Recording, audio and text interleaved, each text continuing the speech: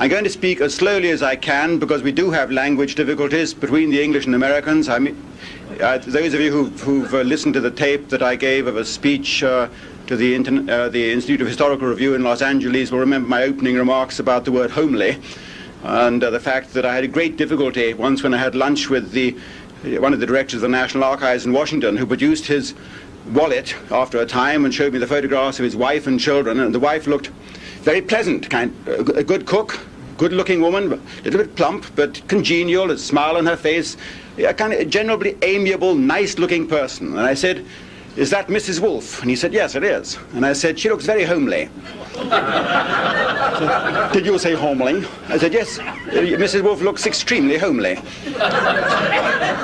Homely? And I said, "Yes, you get frantic." I said, "She is the most homely woman I have seen all week." Indeed, these are the problems that you have. I mean, my books are published very widely around the world. We have language problems in Germany, in France, in Italy, in Japan, and so on, of course. But the biggest problems I have are when my books are translated into American. My books are written in a kind of mid-Atlantic jargon. I have some there which are the War Between the Generals. It has the benefit or the disadvantage of having been edited by one of the finest editors in the world, a man called Tom Congdon, who in fact first made his name with editing Jaws, the famous book about the fish that terrorizes the village. And after I'd spent 15 years writing books, I first encountered Jaws, as I call Tom Congdon, and he taught me how to write again. All the silly little things about how to write things in sequence, that you don't say that he sat down having gone into the room. You've got to write he went into the room and sat down. Little things like that help to smooth the book so it reads mellifluously. But you have other problems. My Hitler book, Hitler's War, the famous biography I wrote, which was published in 1977, the major problem there was that the editor I had in New York, a man called Stan Hochman, Jewish but extremely pleasant, very, very nice, one of the nicest guys I've met, he would say things to me like, "David, on 20th of July 1944, after the bomb attempt on Hitler's life, you've got him sitting in your manuscript, you've got him sitting on the edge of his bed, feeling his pulse after the attempt on his life. The pulse was 73, he was very pleased, it was normal. And yet you've got him sitting on his bed in his shirt sleeves and braces. You can't do that. We're going to have to change that to sitting on his bed in his shirt sleeves and suspenders." Well, in England, suspenders are what you call a garter belt. And the idea of Hitler sitting on the edge of his bed after this traumatic attempt on his life, revealing to his staff that he wears a garter belt, this was out of the question. So the tyranny of the American language, I had to cut the sentence out altogether. Again, Ribbentrop, on one occasion, I say for the foreign minister von Ribbentrop, he had a skeleton in the cupboard. Stan Hoffman said, I'm sorry, David, that's going to have to be a skeleton in the closet. Now, in England, of course, a closet is what you would call a bathroom, which is what I look for when I want to have a bath, which is what the Australians call a dunny, and so on. I mean, you have this tyranny of the language. Far worse than the tyranny of the language, though, and this is something which a lot of you readers out there, I very seldom meet my readers, but a lot of you readers don't understand, is that the author is not the only person who decides what ends up in a manuscript. The lawyers have a say, of course. The editors have a say, of course. They tell you how many commas to put in and how to take out the semicolons, and they rewrite a page. A good editor will really rewrite a page probably 50 or 60 times, 50 or 60 minor changes per page of typescript, and it makes a better book out of it. But in the final analysis, there are subtle changes and shifts. They'll say things like, "David, I don't think you've made your point there about Hitler and the Jews, so we're going to have to change that. You mind?" And bit by bit, the book changes shape. I've got one example of that. When Winston Churchill wrote his very famous history after the war, the 6-volume history, the Second World War, it was published in America, of course, by the Time Life Corporation in a series, and marketed all around the world by them, which meant that when I went to New York and I looked in the papers of the Time Life Corporation, the chief editor, a man called Daniel Longwell, all his papers are now in the archives of Columbia University in New York, I found there the private correspondence between Churchill and Time Life at the time that he was writing this famous work of history. The Americans had sent editors over to England to Churchill to sit side by side with the grand old Englishman, the greatest living Englishman as we called him, to help him write this book, and of course help him steer it in a certain way. Because he was about 70 by then, and I must say that I hope that when I'm 70 I'm capable of writing a 6-volume work as big and as important as the one that Churchill wrote. But you can see the Americans gradually shifting the way the book is tilting, and Churchill trying to put things in and being prevented from putting it in, not only by the Americans but also by people around him. In the files of Time Life, for example, is a very illuminating exchange of correspondence between Churchill in 1947 and the German Chancellor Heinrich Brüning, who had been a Chancellor before Hitler. Around about 1928 to 1933, this Chancellor had sat in the highest office in Germany under the President and had watched with great apprehension as the Nazis came to power. And Heinrich Brüning, of course, had known full well who was behind the Nazis and who was financing them during their period in the wilderness. Very interesting question. Was it just the brown shirts? Was it the ordinary man in the street, the 6 million unemployed in Germany? Or who was putting up the money? And Brüning found out who was putting up part of the money to put Hitler into office. And in 1937, in fact, on August the 28th, 1937, Brüning wrote to Winston Churchill a letter about it.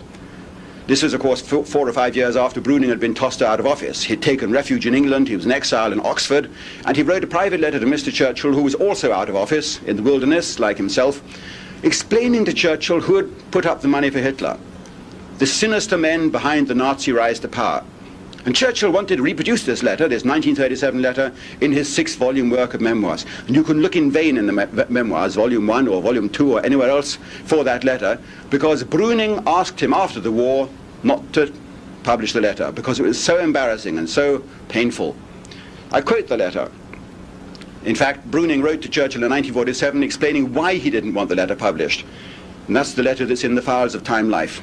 He says, "I did not and do not even today, for understandable reasons, wish to reveal that from October 1928, the 2 largest regular contributors to the Nazi Party were the general managers of 2 of the largest Berlin banks. Both of, well, he goes on to explain what faith they were of, but I don't want to be accused of anti-Semitism, so I won't say what faith they were. These two people were. One of them was the leader of Zionism in Germany." So writes Brüning in his letter. How embarrassing in 1947 to have to explain that part of the money, a substantial part of the money behind Hitler, mysteriously and inexplicably came from these 2 Berlin bankers. Why? What was the point of it? We don't know, because Churchill bowed to pressure from Brüning. The letter was never published. Brüning, in fact, also reveals that a lot of the money for the Nazis came from French intelligence sources, from certain French arms factories, and that the guns that that were used for equipping the SA and the brown shirts and the SS in those early years before the rise to power largely were provided by Americans, by American arms firms, rather the same as the Americans are providing some of the weapons used by the IRA in Scotland today, in Ireland today. This is the kind of unknown side of the history of the war. And when you see things like that, it begins to make you think. What else is there that we don't know? And this is the kind of question that I've been asking myself ever since I started out to become a writer, all those years ago, 1963. In fact, before then, after I'd finished my university education, I went to Germany in 1959, as Paul indicated, and became a steel worker for a year in Germany, working on the furnace stage as an ordinary steel worker. It's a very unpleasant job. I'm sure that our gentlemen from Detroit in the next room know what an unpleasant job it is. You can see how brown the heat has burned them when you work on the furnace stage. It's a very hot place indeed.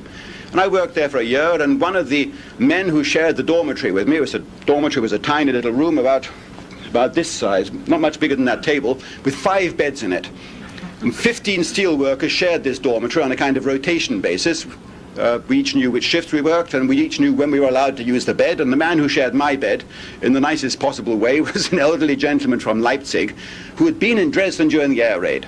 The Dresden air raid, the British-American air raid on Dresden on February the 13th, 1945. In fact, I know there's one survivor of that air raid in this audience tonight. The only person who survived from his entire school. He happened to be off school that day. He came up to me and bought a book from me, and he told me this. Just the same as we hear so often, I was the only survivor from my village. All the rest went to Auschwitz. So I was shocked when that gentleman in the steelworks told me that he had been in Dresden and he had seen himself what... I didn't know anything about it. And when he told me that over 100,000 people had died that night, I was very, very shocked, and I thought to myself, here I am, I feel like a complete idiot. I'm an Englishman, 1960, and then a German is telling me something that we did to Germany which I've never heard of, 15 years after the end of the war. And I decided to write a book about it, which became a bestseller. It's still in print all the way around the world. I think it's sold about 2 million copies now, one way and another, and Macmillan's of Canada still have it in stock, I know. The Destruction of Dresden. And that book became a bestseller, so I decided not to worry about getting a PhD or getting a degree or any kind of further university education. I was studying political University College, I decided to become a writer, become a historian. Why not? A kind of historical journalist, to do more books like that. This is the advantage. If you've had one bestseller, which the newspapers around the world picked up and serialized, all around the world they went wild over this book, because I reproduced the photographs in that book. Photographs of bodies, heaps of bodies, 600 or 700 at a time, being heaped up and set on fire in open-air mass funeral pyres in Dresden in the city centre, which, incredible, unconceivable. They were not the photographs that had been reproduced before. And so I became a writer. I remember I wrote a string of books after that. I wrote a book and I had a baby, and I wrote a book and I had a baby, and I wrote a book, and all daughters, 4 books. And then I ran out of steam completely, and I just wrote books after that. It was a serious business. And my publisher said to me at the end of the first book, he said, "What are you going to do next?" And I said, "Mr. Kimber, the next book I'm going to write, I want to spend a long time, perhaps 5 years even, writing a biography of Hitler, using the same techniques. Let's find out if we've been lied to about him as well." And the book eventually took 10 years to write. I spent a great deal of time talking to all Hitler's surviving staff members, his secretaries, the private people who had worked with him, the colonels, the ADCs, the generals, the field marshals, persuading them to dig out of their files and the hidey holes and hiding places all their private diaries and letters.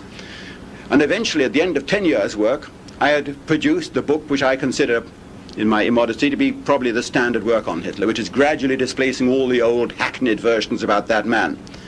And again, I was seriously alarmed as an Englishman to find that a lot of what we had been told about him was lies.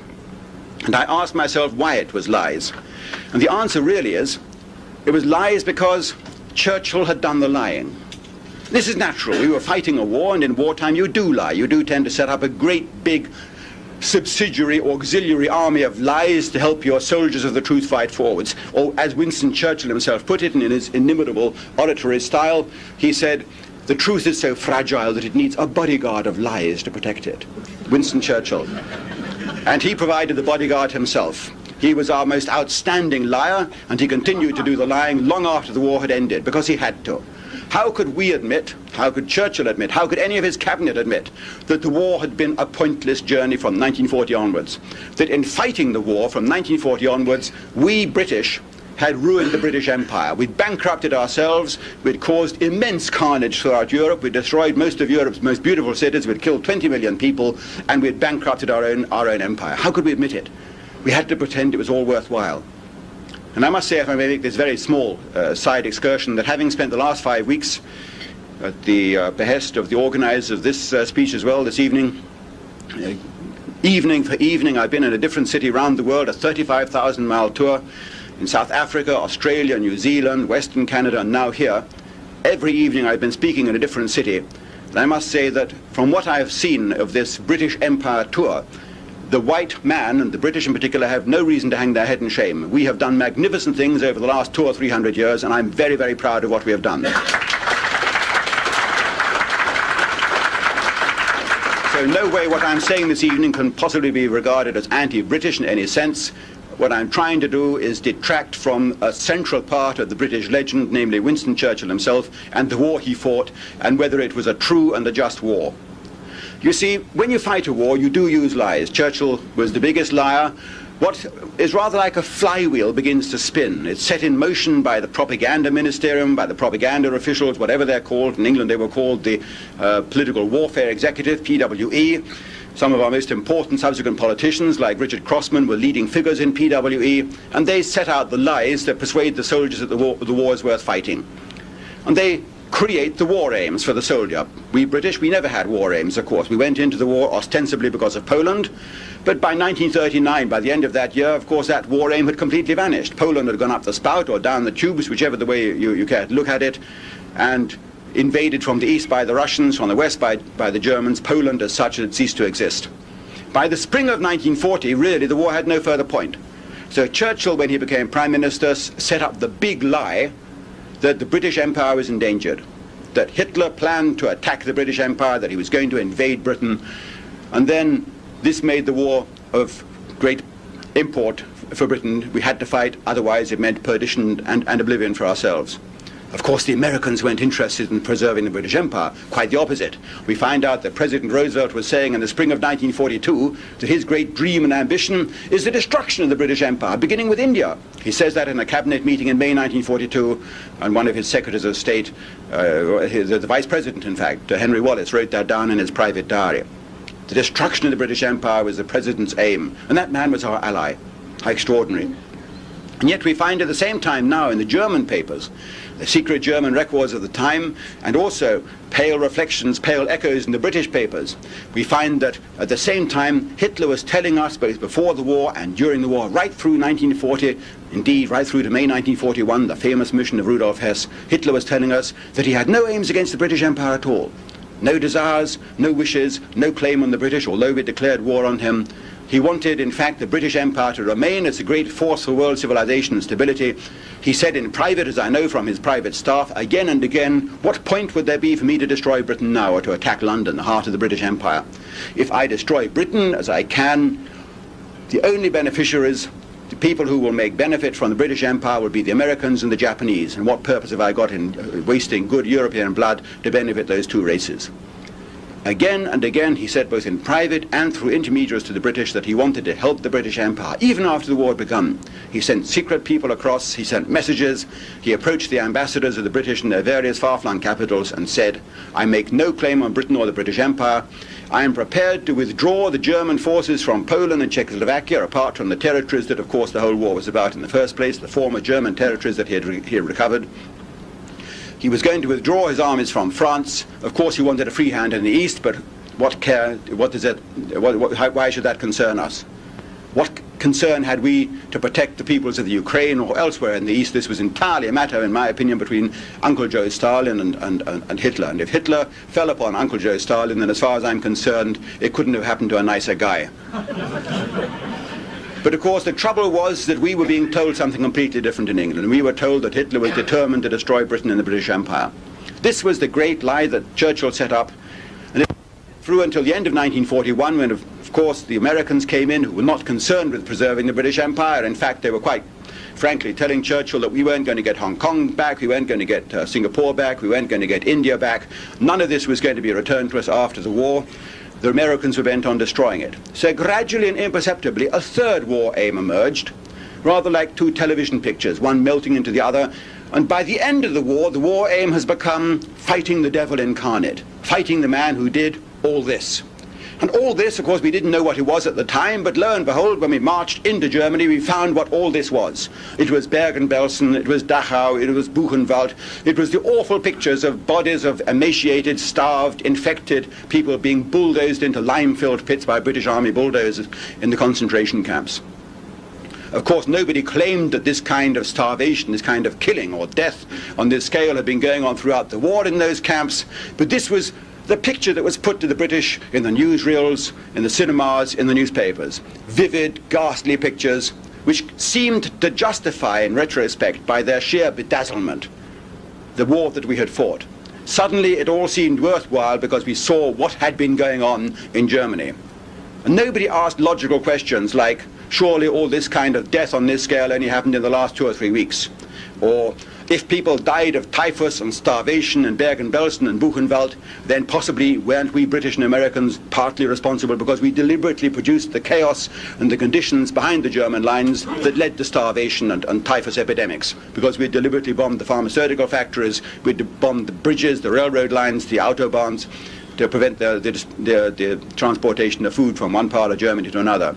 But of course those are logical questions, and in the heat of an aftermath of a bloody war, you don't ask logical questions. You're out for revenge, you're thirsting for revenge. But now 40 years have passed. So surely after 40 years, we should be able to look around and ask logical questions. Logical questions, however, are the questions that professors can't ask and politicians try to prevent. You see, there's a certain grisly logic in all this. Our paid professors of history can't do the research which I, as an untrained plain mister, can do. You see, I'm not a professor, and I'm not a doctor, and I'm not even a lord like Fuchsia Baroka is now. I'm just plain mister, and I'm rather proud of it. Because I have to support myself entirely by the books that I sell, like the ones on that table there. If I don't sell books, then I can't pay my bills and I can't keep on writing the next book. But if I write a bad book, or if I write 2 or 3 bad books with boobs in it, which the newspapers pick out, which I'm ashamed to admit are probably right, then of course the time comes when publishers turn their back on me and say, Mr. Irving, I'm sure it's a very interesting book, but try another publisher this time. And you end up out in the cold again. I've got to be a bit more careful in the way I do my research than the average university professor who rests on his academic title, who says, how dare you impugn my integrity as a historian, I am Lord Dacre. And we saw what happened to Hugh Roper over the Hitler diaries. He fell flat on his face when I stood up in the press conference in Hamburg on the day of their publication and announced that they were fake. You may have seen what happened. When I announced that those diaries were fake, in the middle of the press conference, the magazine that was actually launching them onto the world markets, I had been smuggled in their midst by a rival newspaper that morning, much to my delight. I announced that they were fake, and I'd asked the 4 important questions like where are the ink tests, the paper test, the glue test, and the how do you explain that Hitler is actually shaking hands with Mussolini with his left hand on the day of the bomb plot because his right hand is so badly damaged, and yet your diaries he apparently continues to write that evening with no change in his handwriting. That's when they cut off my microphone and had me thrown out of the press conference, right into the arms of the NBC team who were waiting to put me on either Good Morning America or the Today Show, I forget which it was. So within only a few minutes I was speaking to 20 million Americans with all the documents proving the fakes. I like being plain mister, and I let the professors run around in circles trying to establish the truth by cribbing from each other. You see, this is the way the Americans and the Germans and the British historians do it. They can't afford the research that I do. The Germans least of all, because a German writer who writes a book, his book stays in the German language and is very, very seldom translated into other languages. So if his publisher, Ullstein or Propylaen or the Deutsche Verlagsanstalt, says, I'm sorry, Professor so-and-so, but what you've written isn't exactly nice, is it? Would you mind changing that paragraph? He kicks his heels and says, to fail. Yes, of course, what do you want me to change? The German publishers who got my Hitler biography, Ullstein, they did that. They refused to let me see the proofs. They refused to let me see the manuscript of the translation. I had to wait to buy my own book in the Munich bookstores on the day it came out. And I saw they changed everything. All my hypotheses, all my theories, all the facts that I'd found out over 10 years of writing, they'd changed without telling me. They'd written in paragraphs of their own, all fitting in, of course, with the modern German hypotheses. And when I protested about some of this months earlier, they said, but Mr. Irving, these extracts you give from the Canaris diary and things like that, they're completely unfamiliar to our historians. We've shown it to 2 or 3 of our historians, and they say they're completely unfamiliar with them. And so, frankly, your sources are rather suspect. To which I said, I've worked 10 years on this man, and we have these pages of the Canaris diary in the Cabinet Office files in England. That's why your German historians haven't seen them. They said, well, unfortunately, too late, we've cut them out. On publication day in Germany, I banned my own book. I sent a telegram to Ullstein saying, you will print no more copies of this book, and you will withdraw all copies from circulation. They had to do so. And for 8 years, I fought a legal action to get the rights back, and the book is now being published in Germany, finally, in the right form. But could a German professor afford to do that? Of course not, because that would ruin him. Needless to say, I spent the next 10 years, since 1975, writing a Churchill biography. I'll tell you more about that in a minute, but suffice to say that in America, the publishing house Doubleday has tried to do exactly the same. They've asked for all the money back, all the advance. They said, Mr. Irving, you found out things about Mr. Churchill that the American reading public does not wish to be told. So would I repay $100,000? And I said, get lost. Pay the money back, but I'm going to write the book, the truth as it really is. You see, I'm not interested in writing history the way the professors do.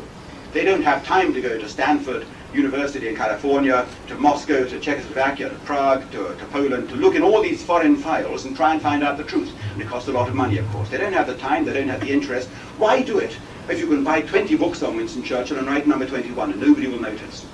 Particularly if you're a wonderful writer and your style is good. Or you buy 10 books on Adolf Hitler and write number 11. It's what I call the X+1 method of writing history. I don't do that. Because what's the point? One's own life is too precious. One wants to produce something original. All these professors do. Along comes Professor Jakobsen in Cologne, in Bonn, and he writes a particular theory. And along comes Hillgruber in Cologne, and he quotes what Jakobsen has said. And then comes Professor Jekyll in Stuttgart, who incidentally said that the Hitler diaries are genuine, and he quotes what Hillgruber and Jakobsen have said. And so you've got 3 professors all saying the same thing. And it looks like 3 independent sources, because they're all called professor.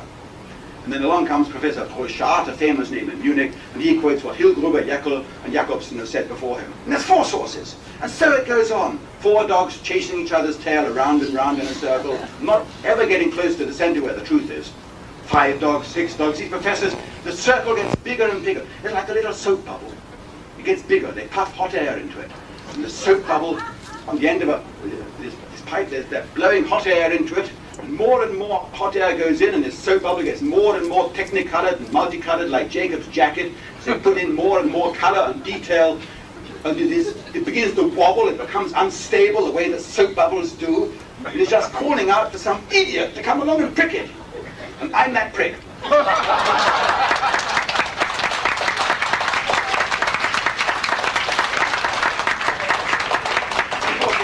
Soap all over their faces, or egg over their faces, as we say in the modern idiom, and all they can say is then Irving is a fascist, he's a neo-Nazi, arrest him, don't let him into Vienna, for God's sake, he's done enough damage in Germany as it is, and so on. Enough to say that this is for the German members of the audience, when President von Weizsäcker recently said in his speech before Christmas that he had been receiving letters from all over Germany protesting about the incarceration of Rudolf Hess, 92 years old, 46 years in prison, 18 years in solitary confinement. This is my fault, because I've spoken 60 times in Germany protesting about the Rudolf Hess case and advising people to speak to von Weizsäcker, to write to him and protest about it. And when they protested to von Weizsäcker, he got these letters over Christmas, he said in his broadcast, but of course Hess deserved it, because of course he was a war criminal and crimes against peace and the rest of it. And I spoke at a big Munich beer cellar 2 months ago, the Löwenbräu beer cellar, to 3,000 Germans, great fun. And I said, I hear rumors that some of the letters were not addressed to Herr Ernst von Weizsäcker, but to Herr Ernst von Speichellecker. You don't know what it means. In German, Speichellecker means Herr Lickspittle. And I said that the rumor is that the German Federal Post Office knew instantly whom to forward the letters to, and that they were all delivered to the presidential palace. You can have great fun with the German language. No. You see, the professors, they can't find out what the truth is because they're just running around in circles and they don't get near the documents. But I took the trouble to interview the people. For example, I went to Weizsäcker's mother. President von Weizsäcker's mother is the widow of the number 2 man under Ribbentrop in the foreign ministry. When I visited her on Lake Constance near Switzerland, oh yes, I've got my husband's diaries and letters. And I said, your husband, the second man of the German foreign ministry, you've got all his letters and diaries. She said, yes. Do you want to use them? I said, why haven't you given it to the German historians? She said, because you're the first one to ask for them, Mr. Irving. None of them bothered to come and see me. And it was the same with Walter Havel. Walter Havel, who was the top liaison officer between Ribbentrop and Hitler, on Hitler's staff. He had been in prison with Hitler. He committed suicide with Hitler on the same day. You can hardly imagine somebody who was closer to Hitler. I found his widow. She'd married again, living in Bielefeld, had a different name, but I found her. And after 5 hours of buttering her up, over tea, she eventually came out with these private diaries of her husband. She said, oh yes, I did mention, well, all right, now I've talked to you, I'll admit I got all my husband's diaries. Are you interested? I said, it's the same. I just gasped. She gave me the 1941 diary straight away to take back to England to have a look at. I said, why do I get it? She said, because nobody else has bothered to visit me, Mr. Irving. You're the first one to come and see me and ask about my husband's diaries. I've got a page of it here. June the 2nd, 1941. You can't see it, it's very bad. There's a negative Xerox copy of the copy that she gave me some years ago. But the last line, 2nd of June 1941, as a private man, I would never break my word. This is Hitler speaking to Havel, just before he attacks Russia. As a private man, als Privatmann würde ich niemals mein Wort brechen. Als Politiker für Deutschland aber, wenn es notwendig ist, 1000-mal. As a private man, I would never break my word, but as a politician for Germany's sake, if necessary, 1,000 times. You see, this diary is absolutely vital. And that's why private diaries are worth their weight in gold. You'll find this in a minute when I mention the private diary of a wife of Mr. Churchill's entourage. You see, Churchill, during the pre-war years, rather like Hitler before 1933, was in the wilderness. He had been a cabinet minister, he had been First Lord of the Admiralty in the Great War, the First World War, during which time he had masterminded such great triumphs as Gallipoli and the Dardanelles campaign, where my father fought, incidentally. But then, in the interwar period, he had rather gone downhill, and he began to suspect that he was out of office for good. And for 10 years, in fact, from 1930 until 1939, he was in the wilderness. He had no office. He was just an ordinary member of Parliament earning £500 a year. £500 a year wasn't very much money in those days, and it isn't very much money now. But he had huge expenses. He had this house, this country house, Chartwell.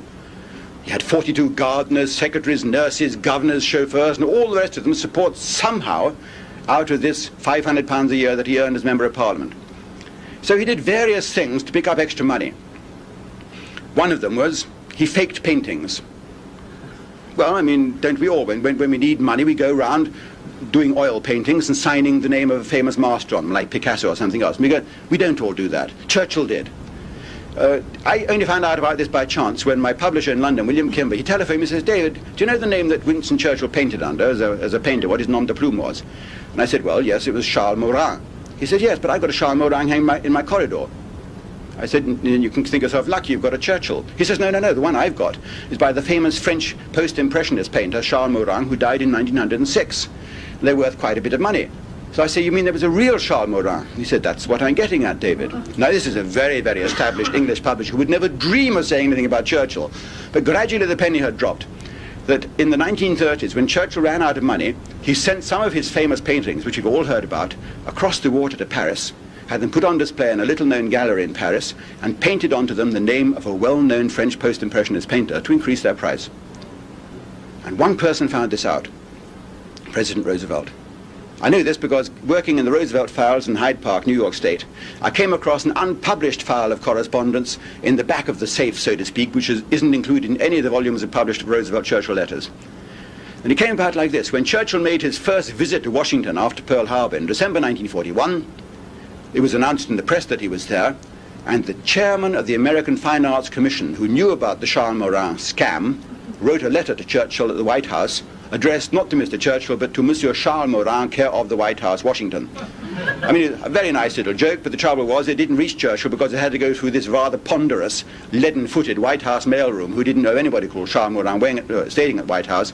He wasn't open until February 1942, and immediately sent up to Roosevelt because it was quite plain who it was about.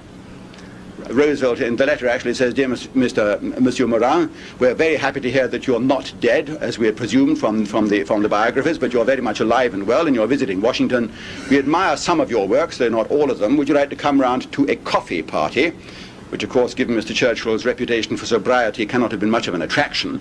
Would you like to come round to a coffee party when we can discuss the matter further? And Roosevelt read this letter, and gradually the penny dropped. And he got in touch with the American Secret Service and said, just check out what name Churchill himself used when painting. And he found out all the background and the fact that Churchill had faked these paintings. And Roosevelt wrote a letter to Churchill in February 1942, which I've got, saying, I'm frightfully sorry, I hope I haven't caused trouble, but I actually asked Scotland Yard if they were aware of the real identity of Monsieur Charles Morin before I realized it was you yourself. And I hope I haven't caused you any trouble, Winston. There's a nice little stranglehold that Roosevelt got over Winston by this method. The letter is there in the files. Faking paintings was not Churchill's only source of income in the pre-war years, you'll be interested to hear. When he became very short of money, which was at the beginning of the 1930s, he did little tasks like writing War and Peace, Crime and Punishment, Jane Eyre, Uncle Tom's Cabin, Wuthering Heights. You think you've heard these titles too, don't you? Well, you have, because of course they're very well-known books. War and Peace by Tolstoy, Crime and Punishment, Dostoevsky, and so on. Churchill's job for the Chicago Tribune North American newspaper syndicate was to rewrite these books in 25 pages of foolscap typing with double spacing, about, 10,000 words each, for the Chicago Tribune syndicate to print on one page of the newspaper on a Sunday, and he got $1,000 a time for doing this. Not a very honourable job, but he did it, and he did it very well. His digests of these great works are extremely good. The records on that are in Eugene, in Oregon, in the University of Oregon, where all the records of that particular syndicate are there, including the manuscripts corrected in Churchill's own hand. All this is harmless. In fact, I even allow him to go around faking a painter's signature, because that cannot be said to have upset his political alignment. But in the middle of the 1930 wilderness period, he started accepting what I would call slush money. It came about like this. A pressure group was set up, a secret pressure group called The Focus. And Churchill was the center of this group called The Focus, which consisted initially of about a dozen top-ranking British dissident politicians, people who were out of office and wanted to get back in and were willing to go to any lengths to do it, including overthrowing the government of Neville Chamberlain or Baldwin, overthrowing that government and putting Winston Churchill in their place. It became his vehicle, this group called The Focus. Initially they were set up by a kind of loose conglomerate of the Trades Union Congress in London, the American Jewish Congress in New York, and associated bodies in London. What is significant is that it really started to become active in the middle of 1936, in July 1936, with a huge fund set up by the Board of Deputies of British Jews in London. Now, these are facts. I mean, I'm not inventing this. The evidence comes actually from the authorized biography of the president of the Board of Deputies of British Jews, a man called Sir Bernard Whaley Cohen, a very famous English Jewish family. He was in fact a chairman of the British Shell, I think, at that time, or BP, or one of the big oil companies. And he had a dinner party on the night of July the 29th, 1936, at which he passed the hat round for the Focus. And the number of city financiers who crawled out of the woodwork for this dinner party in Hampstead and North London to Whaley Cohen's flat, they wrote out cheques on the spot for £25,000 for the Focus, backed up by a promise of another £25,000 when that lot ran out. In other words, £50,000, a huge sum of money in 1936, multiplied by 40 to get Canadian dollars today. And you see how much money this group put up for the Churchill secret group, the Focus, in July 1936. The price was small because Churchill was, by that sum of money, bought. He was hired. He became a hired help. My chapter of my Churchill biography in which I deal with this extraordinary situation is called The Hired Help. The only thing he was asked to do was to realign his gun and point his cannon securely on Nazi Germany. Germany had to be the only target of Mr. Churchill in the future. Forget about India, forget about colonial policies, forget about unemployment at home. He had to attack only Nazi Germany. That was what he was being hired to do. And he was a brilliant orator, a wonderful speaker. He used all his powers of colourful language to bring the gun to bear on Nazi Germany from that point on. Writing articles in the great national newspapers, the Daily Telegraph, the Evening Standard, they all hired him. And of course he was getting money the whole time from the people who were backing the Focus.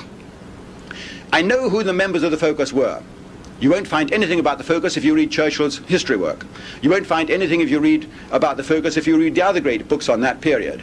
Because Churchill himself wrote to the man who was the secretary of the Focus, called Eugen Speer, a German emigrant who came to England in the mid-1930s, very wealthy a German emigrant who came to England, and whom Churchill rewarded in 1939 and 1940 by locking up and sending off to Canada as an unwanted alien. But by that time, of course, he had done his bit in setting up the Focus for him. Eugen Speer. Speer's papers are now available. Speer wrote a little book about the Focus, a little brochure. And right at the beginning of the brochure is a letter from Mr. Churchill to Speer back in the 1940s saying, "Dear Mr. Speer, I would be very grateful if you give me your word that you will never publish what you plan to publish about the Focus in my lifetime. After my lifetime, I don't mind so much." Very interesting that Churchill was in a way ashamed about this. In fact, Churchill writes to Randolph Churchill in one letter saying, "I'm perfectly well aware of who are the people behind the money that is being pumped into my group now, and I'm aware what this involves." There's a rather sinister letter that Churchill admitted in a letter to his son Randolph Churchill at the time. The Focus. The files of the Focus are now gradually becoming available.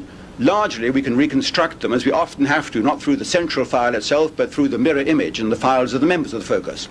One of the principal members of the Focus was, for example, General Edward Spears, Conservative Member of Parliament for Carlisle in Britain, a Tory Member of Parliament. His papers are now available in the archives, and if you know what to look for, and you know the various code names under which the Focus ran, like the Anti-Nazi Council for Peace and Freedom was one of its code names, but they always referred to themselves in secret as the Focus. You can see how it operated right from that time in 1936 until the outbreak of the war. With the outbreak of the war, of course, Churchill had been levered into office as the First Lord of the Admiralty, and the Focus suddenly becomes of no interest to him at all. He dumps it like an unwanted horse, like an old nag he doesn't need anymore. But it is not without significance to see how the people in the Focus and how Churchill himself financed themselves during those final years in the wilderness before the war broke out, because it explains how the great lie began. I've explained who put up the money in the middle of 1936. That money continued to trickle along until the outbreak of the war, but Churchill's financial problems grew worse and worse, not just because of the cost of running his house, Chartwell, which was the apple of his eye, but because of Randolph Churchill's gambling habits, which his father had to pay, sometimes £1,000 at a time, huge sums of money in modern currency, multiplied by 40. In February 1938, just as the Austrian crisis is boiling up, the first great major political crisis in Central Europe, in February 1938, Churchill got a letter from his London stockbrokers, Vickers da Costa, one of the biggest stockbroking firms in London, who were handling his share account. They wrote to him saying, "Dear Mr. Churchill, we regret to have to inform you that all your American stocks and shares have become valueless overnight through a collapse on the American stock market. You owe us £19,600. Will you please take immediate steps to rectify this situation?" It's like a bank manager writing to any of you about an overdraft. You've got an overdraft suddenly, which is completely unexpected, of multiplied by 40. $800,000 overnight, which you didn't know was there, and the bank manager is giving you 7 days to bring the matter into order, to find funds to pay into the account. Or else they'd foreclose on Churchill. That's quite plain. Churchill is frantic. This is February 1938. He writes a letter to his crony, Brendan Bracken, who later became Lord Bracken, and said, can you ask your friends in the city what they can do to help me in this awful situation? If they can't help me now, then I'm faced with the choice only of getting out of politics, going into the city, taking on directorships, and of devoting myself to city directorships and my writing career, because if I finish my great work, the history of the English-speaking peoples, then I can find enough money to pay off this appalling debt. See what you can do in the city, however. He puts his house Chartwell on the market. If you look in the newspaper libraries and you see in the Times of the 2nd of April 1938, you'll see that Chartwell, Churchill's private house, is up for sale, £25,000. That would have paid off the debt and left him a little bit to spare. So that's the evidence of all this, as well as the letter that I just quoted. The Austrian crisis comes to its height. The Chancellor, Schuschnigg, goes to see Hitler. An ultimatum agreement is signed under duress. Schuschnigg goes back to Vienna. Schuschnigg proclaims a plebiscite. Churchill should be fighting mad. He should be making great speeches. But he's not. He's muted by his own financial impotence. And out of the city woodwork, which I mentioned before, crawls an Austrian multimillionaire with the name of Sir Henry Strakosch. Brendan Bracken has found him there, lurking in the woodwork like a weevil. And out comes Strakosch and announces in a letter through Brendan Bracken that I will buy up all your debts. Strakosch agreed to buy all Winston Churchill's debts to the firm Vickers da Costa, paid him £20,000, which left a few £100s to spare. Bought up all the debts. The letter of agreement actually read that Strakosch would buy off all Churchill's debts. He would run the account. If the shares account in future made a profit, then the profit would go to Churchill. If it made a loss, then Strakosch would very kindly cut that loss off with a knife and pay it himself. A very nice situation for Mr. Churchill. Above all, it removed this overnight nightmare for him. Strakosch was an Austrian. He had fled to England in 1906, he'd come to England as an emigrant. He had then gone to South Africa, where he had become a multimillionaire in the gold mines. He returned to England as a financier and used his finance in the City of London to become even richer. Sir Henry Strakosch. All this is true, there's no doubt about it, because if you go back to the files of the Times again, on the 1st of February 1944, you'll see that Strakosch has died a few weeks earlier. And under English law, his testament has been published in the Times, and he has left exactly £20,000 to the Prime Minister, Mr. Churchill, to wipe out the debt, because otherwise the estate would not recognise the agreement and would go to Mr. Churchill and ask for the repayment of what had been ostensibly a loan. So exactly that sum is left to Mr. Churchill under the Strakosch debt. Not only to Churchill, Strakosch has also left £10,000 to the Lord Chancellor, Sir John Simon, and £10,000 to another British cabinet minister, who was therefore clearly in his pay, in his bribe, in his employ, just as Mr. Churchill was.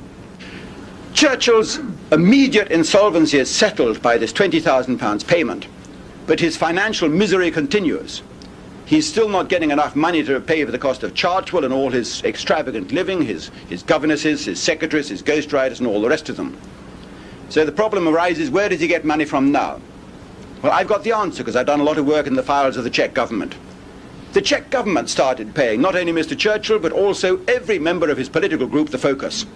Colossal sum of money. We've heard before about £500, about £2,000, about £20,000. The Czech government sent a payment July 1938, because obviously Czechoslovakia is next on Hitler's menu. The Czech government sent a payment in July 1938 to the ambassador in London, the Czech ambassador Jan Masaryk, for £2 million. Two separate payments. Not exactly £2 million, of course, it was the equivalent number of Czech crowns. All these payments are recorded in the Czech files, and I've actually seen the checkbook stubs. They were paid into a special account that Jan Masaryk set up in the Midland Bank in London, not even the proper embassy account. And after Czechoslovakia vanished, at the time of the Munich Agreement in March 1939, in September, and the subsequent entry into Prague in March 1939, after those events, when the subsequent Czech government sent investigators to London to find out where the money had gone, Jan Masaryk refused to answer. He said he'd used the money in the interests of Czechoslovakia, and he didn't consider himself bound to answer to the new government as to whom he had paid the money to. But we know who he paid the money to from several sources. Firstly, the principal Czech intelligence agent in London was a Catholic priest. And he wrote a report in October 1938 after the Munich Agreement, which really wrote finis to Czechoslovakia, and this report is in the Czech files. And this principal Czech agent says it wasn't until the £2 million came in the summer of 1938, in July 1938, and were made available by our ambassador in London, that I was able to begin active subversive work among the opposition members of Parliament, the Conservative opposition MPs, the Labour and the Liberal members of Parliament, who were all agreeing to overthrow Neville Chamberlain if they could. That made my work much easier, the funds made available through Jan Masaryk. Jan Masaryk himself frequently telephoned to Dr. Beneš, the Czech president in Prague. London, Prague. The telephone line ran across German territory. The Germans listened in their rather ungentlemanlike way. We know how ungentlemanlike the Germans can be when they try. They had ways of finding things out. And they listened in to this telephone call between Beneš and Masaryk repeatedly. And the Germans, their Forschungsamt, as it was called, the research office, Hermann Göring's wiretap agency, they wrote the transcripts of these Czech conversations on brown pages of paper, the famous Brauner Blätter, or Brauner Vögel as they were called in the German intelligence parlance. And on 23rd of September 1938, 7 days before the Munich Agreement, Hitler was tactless. He gave the entire folder of the transcripts to the British ambassador in Berlin, Sir Neville Henderson, and said, "You'd better show your boss what is going on behind his back." Churchill, according to Jan Masaryk, Mr. Churchill is asking for more. Mr. Attlee is asking for more, but they guarantee that they will bring down Neville Chamberlain and his government before any harm comes to Czechoslovakia. Churchill asking for more. The transcripts were handed by Neville Chamberlain, by Henderson in Berlin, immediately by courier to the Foreign Office in London. You can see them in the British archives now. That's where you find these brown pages. The British can't read them because they're in German. They don't understand the meaning of brown paper anymore. The fact that they don't understand what the initials FA stand for. FA is Forschungsamt, which was Göring's wiretap agency. What is quite plain, though, is that they were horrified by these references to Churchill's machinations because they put 3 lines in the margin with pencil and a row of exclamation marks. This is what Winston is up to. And Chamberlain writes to his sister, saying, "I have proof now from the most extraordinary source of what Churchill is getting up to behind my back." Not only Churchill. Members of his group, the Focus, were also taking huge payments from the Czechs. And this isn't the lunatic fringe writer David Irving, who deserves only to be arrested, for saying this. I mentioned before the danger of having wives who write diaries. Edward Spears, Conservative Member of Parliament for Carlisle, one of the leading members of the Focus. He had been in the First World War with Churchill. Between the wars, as I say, he was one of his principal political allies. In the Second World War, Churchill made him his liaison officer General de Gaulle, no less. Edward Spears was one who was on the payroll of the Czechs. He had married a famous American novelist, Mary Borden. I think this Mary Borden was in some way related to your Canadian Borden, the famous, I think it's Robert Borden.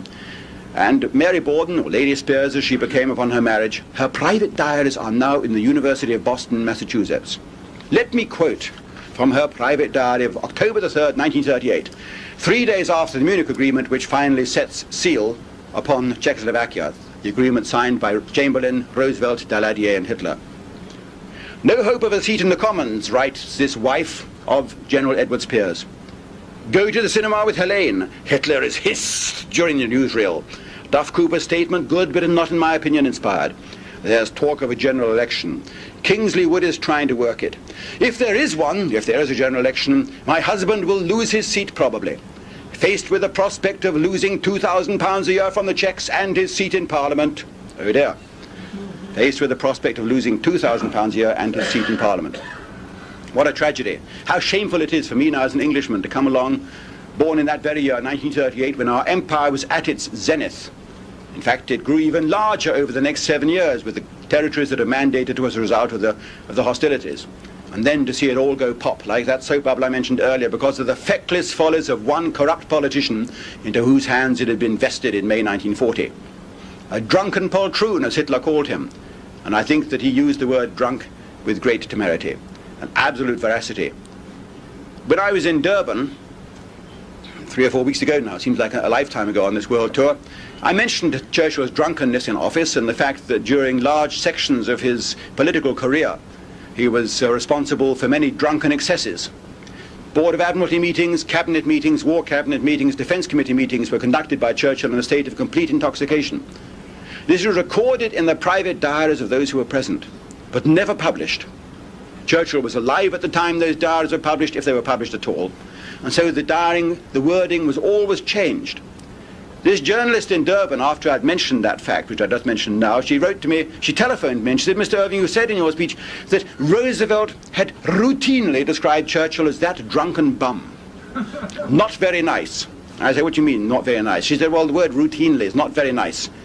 And I say, well, on May the 10th, 1940, when Churchill became Prime Minister, as we know, we also know now from the private diary of the Secretary of State for the Interior in Washington that at that moment Roosevelt looked up across his cabinet table and said to the assembled American cabinet, getting the news, well, it's a pity. Churchill is, I suppose, the only man that the British have. It's a pity that he's a drunken bum. It's in the diary. And this South African journalist, this female journalist, and by God you have to admire the tenacity of some women, she says to me, Mr. Irving, you used the word routinely. One quote doesn't justify the word routinely, surely. I say, you want more? Right. April the 20th, 1940, a couple of weeks earlier, Mackenzie King, the Canadian Prime Minister, visits Roosevelt in Warm Springs in Georgia.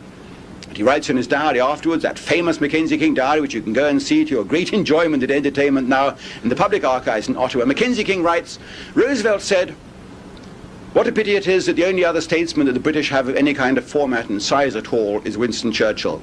And he's a drunken bum. Right. So this Durban, South African liberal journalist says, Mr. Irving, all right, you've got two sources.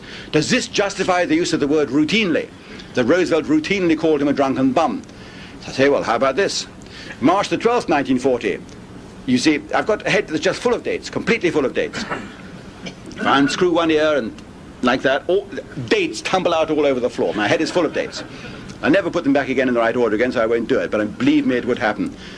March the 12th, 1940, you see, Roosevelt has sent his Assistant Under-Secretary of State, the second man, the most important man in the State Department, on a tour of Europe, a final peacemaking effort, a fact-finding tour, I suppose they call it now. And Sumner Welles has visited London. He's seen Churchill on March the 12th, 1940, in the boardroom at the Admiralty.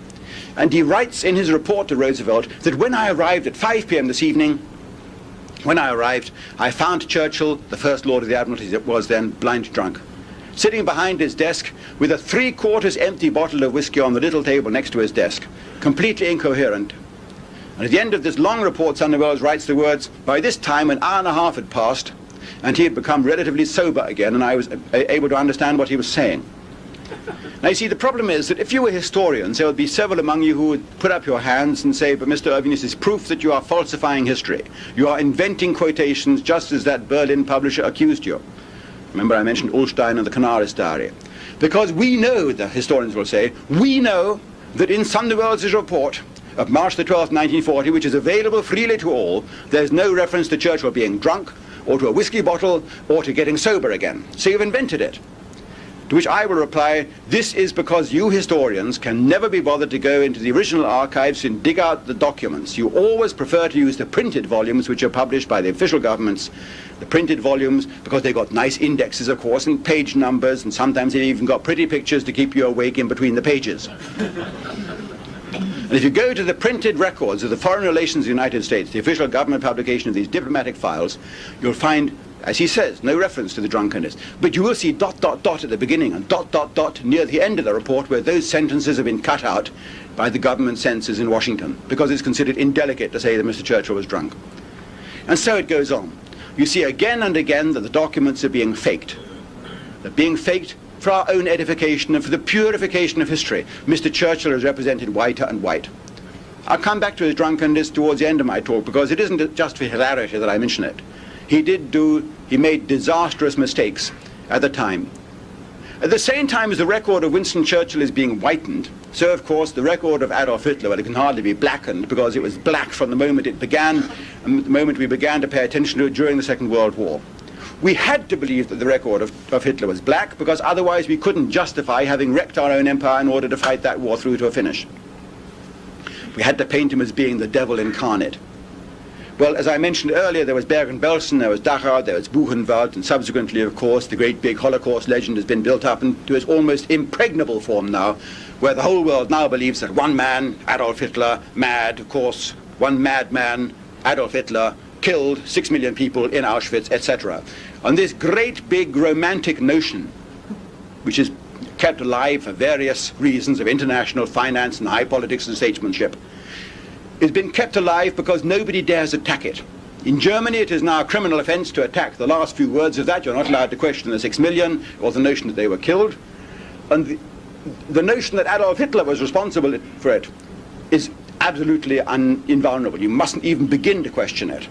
So when in my biography I came to the conclusion, having spent 8 or 10 years writing the life of Adolf Hitler, I came to the astonishing, in fact, bewildering fact that I'd not come across any evidence that Hitler even knew it was going on, whatever was going on. All the other crimes are there: the killing of the Russian commissars, the killing of British commandos, the lynching of Allied airmen, the orders to wipe out to kill off the mentally insane, the euthanasia order, which has Hitler's own signature on the document. Those are in the files all the way through, from the top right down to the bottom, from Hitler's headquarters right down the street level. You've got the documents. But not this one. Now, the historians, of course, have solved this problem quite simply by not mentioning the gap. I remember when I told my literary agent Max Becker in New York that I'd come across an awful gap in the evidence, which I was going to have to explain openly and honestly by saying that you have to explain the gap by saying that by postulating that perhaps Hitler didn't even know anything was going on because no documents crossed his desk showing that he did know what was going on. My agent Max Becker said, "For God's sake, David, if you do that, you're bankrupted," and of course I am too, because he's Mr. 10%. He gets 10% of what I do get or what I don't get. And he said, "Invent evidence. If you can't find the evidence, just invent evidence. Plug that gap somehow," rather like the Dutch boy plugging the gap in the dike. God knows what would happen if that gap was left there. Invent evidence. Just stuff any old kind of newspaper articles in. Anything to plug the gap and make it look as though Hitler knew. Because otherwise you're going to lose the Sunday Times. We've got a big deal lined up for the Sunday Times in England, who we're going to serialize the book. You're going to lose the Reader's Digest. You're going to lose the Book of the Month Club. You're going to lose the Military Book of the Month Club. And you're going to lose any hope of doing a paperback deal in Madison Avenue. They're not going to publish the book if you don't plug that gap somehow, because your thesis is completely unacceptable. And I explained to him that I couldn't do that. In fact, we did. We lost all those deals. Anybody who says, and as occasionally they do, Irving, just by saying that about Hitler, by raising that absurd hypothesis, of course, he made the book very well known, and you must have made a mint out of it, must have made a bomb out of saying that, shows that he doesn't know the first thing about the publishing economics. You don't make money out of the hardback book. You make money out of all those deals I mentioned, the subsidiary deals. And by deliberately turning my back on them, I must have lost probably $200,000 or $300,000 at a minimum, probably far more. And Max Becker just then had to groan and say, well, if you're determined to commit suicide like this, then go ahead and do it. And I must admit I was nervous, because I thought that perhaps somewhere in the files there might be evidence that I was wrong. I couldn't find it. I'd spent a lot of effort trying to find it. But I've been heartened in my approach by the knowledge that the documents that I had found about Hitler and the Jewish question, remarkably enough, all the genuine documents about that showed him extending his hand to protect them. So anything that had been done to them had been done by people far lower down the scale, ordinary common criminals, like you have in any national army or in any great police force. There's always the psychopath who will do things, for whom really the head of state can't be personally held responsible, even if he is constitutionally responsible. But of course that's a different shooting match altogether, and very different from this romantic notion which I mentioned earlier about the madman Adolf Hitler personally ordering and giving and having knowledge of the killing of 6 million Jews. That's very different if you accept my notion that the whole tragedy on whatever scale occurred just as a result of these wretched people falling into the hands of a large number of psychopaths wherever they were. And this is one reason why I'm coming under increasingly vehement attack on this world tour. I've had to see one university after another closing its doors to me, in Sydney, in Perth, in Western Australia, in Auckland. Universities came under pressure from certain groups. I saw the leaflets that were sent out, very well financed by that body I mentioned before, in New York. They were sent out to New Zealand and to Australia and to South Africa to try and persuade the media not to give me a platform. And only in 20% of the cases did it really work. 20% of the universities then withdrew the permission for me to speak on the campus. And as I said, it's rather like the war in England, when we thought that by shooting down 20% of the flying bombs that were reaching London, we were doing a wonderful thing and that we'd bring the campaign to a halt. The trouble was, 80% of those flying bombs got through. And so it is with me. Even if 20% of David Irving gets shot down, 80% of David Irving gets through, and the damage is done to the enemy target.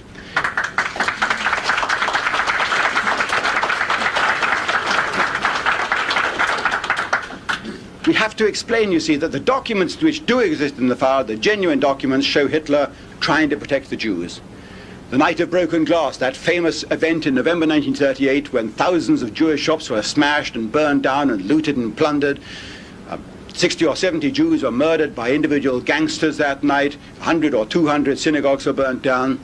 We have to explain how it is that when Hitler gets the word of that at 2 o'clock in the morning, I know because I've spoken to all the people who were with him at that precise moment, I know how he got the news, he pulls out every organ stop to try and stop this madness. He calls in his ministers, Himmler, chief of the SS, Goebbels, the chief of the propaganda. He calls them in, and all their officials. He has messages sent out all night by telex and teleprinter to stop the madness. In particular, one document in the files of the German, in the files of the second man under Hitler, Rudolf Hess, issued that very night, 10th of November 1938. It's only 3 lines long. In fact, those of you who've bought a copy of my book today, The Warpath, you'll find that I print that as a facsimile.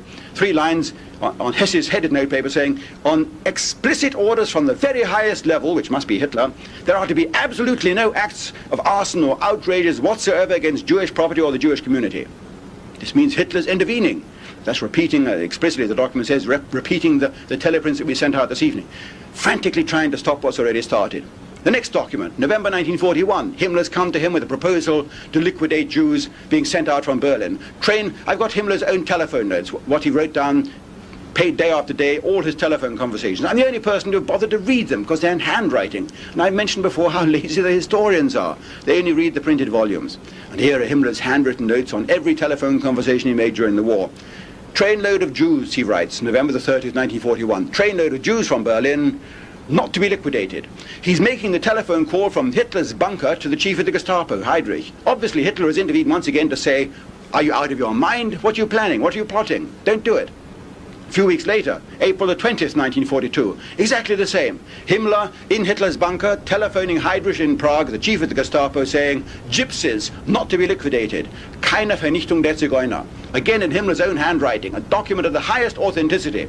You won't find these documents quoted anywhere in the entire body of historians who are against me. Raoul Hilberg, all the other historians who've written about the Holocaust, you won't find these documents quoted. There's another one. I've got a facsimile I can show you later on if you're interested in my brochure, which I've been using on this worldwide tour. It's from the files of the Ministry of Justice. The spring of 1942, about April 1942, the chief civil servant has written to Hitler. I'm sorry, let's say that again. The chief civil servant, Dr. Hans Lammers, rather like a prime minister, directly between Hitler and the civil service, has written to the chief of the the Ministry of Justice, the deputy minister of justice, a man called Schlegelberger. And in this document he says, according to Schlegelberger's own typescript note, that Lammers has telephoned to say that the Führer has repeatedly ordained that the solution of the Jewish problem is to be postponed until after the war is over. You see, you're all silent because the very notion that there are documents saying this kind of thing, but there's no document saying the other thing, of course, that Hitler wants it done, or that he knows it's going on, that there are documents where Hitler is actually intervening to say he wants the solution of the Jewish problem postponed until after the war is over, is actually in the files of the Ministry of Justice. Now, this document vanished after the war. It wasn't available at Nuremberg. It vanished from the Nuremberg doc files, and it mysteriously reappeared around about 1950, when it was no longer of any use in the great war crimes trials after the war. It's in the archives again now in the files of the German Ministry of Justice. You won't find that document referred to anywhere by the historians either, the historians of the Holocaust. They act as though these documents don't even exist. They're authentic, there's no question. They can't challenge the authenticity. But they act rather like a card sharp, like somebody who cheats at cards, who drops the incriminating ace of spades or whatever it is on the floor. And then he puts his flat foot on it. And then with that foot he shuffles it under the table and hopes nobody's seen him doing it. And he'll pick it up later. And so it is with the historians. These documents, that they can't fit into the acceptable hypothesis, they pretend that these documents don't exist. Which, of course, is not the scientific way of doing things at all. A scientist has to set up a hypothesis and make his hypothesis fit the documents, fit the facts, and not make the documentary archives fit into his prearranged, preconceived notion. That's all the wrong way of doing it. They take these documents, the archives, and they cut off the head and the feet and the arms because they can't make it fit into their bed otherwise. And that way, of course, they don't really deserve the title of historian. I've said to the German bodies of students that I've spoken to 1,000 students in Bonn only 2 or 3 years back, and I told them about this document on the explicit orders on the very highest level and so on. And they were absolutely silent. They hadn't heard it either. And I say, the reason why you're silent is it's taken me as an Englishman to come 40 years after the event and tell you about documents that your own professors sitting here in the front row, they all were, all the rector and the dean and the professors of history, they haven't told you about. And the only explanation why they haven't told you about these documents is Either they didn't know the document existed, they were ignorant of this document, in which case they're really incompetent and not fit to be your professors, or more likely they did know about this document, but they've decided to suppress it because they can't make it fit in with the accepted theories, in which case they shouldn't be your professors either. And that is the situation today. And it isn't good enough for the historians of the world to go around shouting and screaming blue murder at me. I offer £1,000, and I repeat the challenge here today. Any historian, any private person who can find one wartime document showing that Hitler knew about Auschwitz or Treblinka or any part of the Jewish tragedy that's now propagated again and again and again by our opponents, I will give £1,000 for one wartime document showing that. It should be there. It should be easy. After all, they've been saying it for 40 or 50 years now. They should have the documents on hand. How can you stake a claim like that without having the documents already available? And AJP, thank you.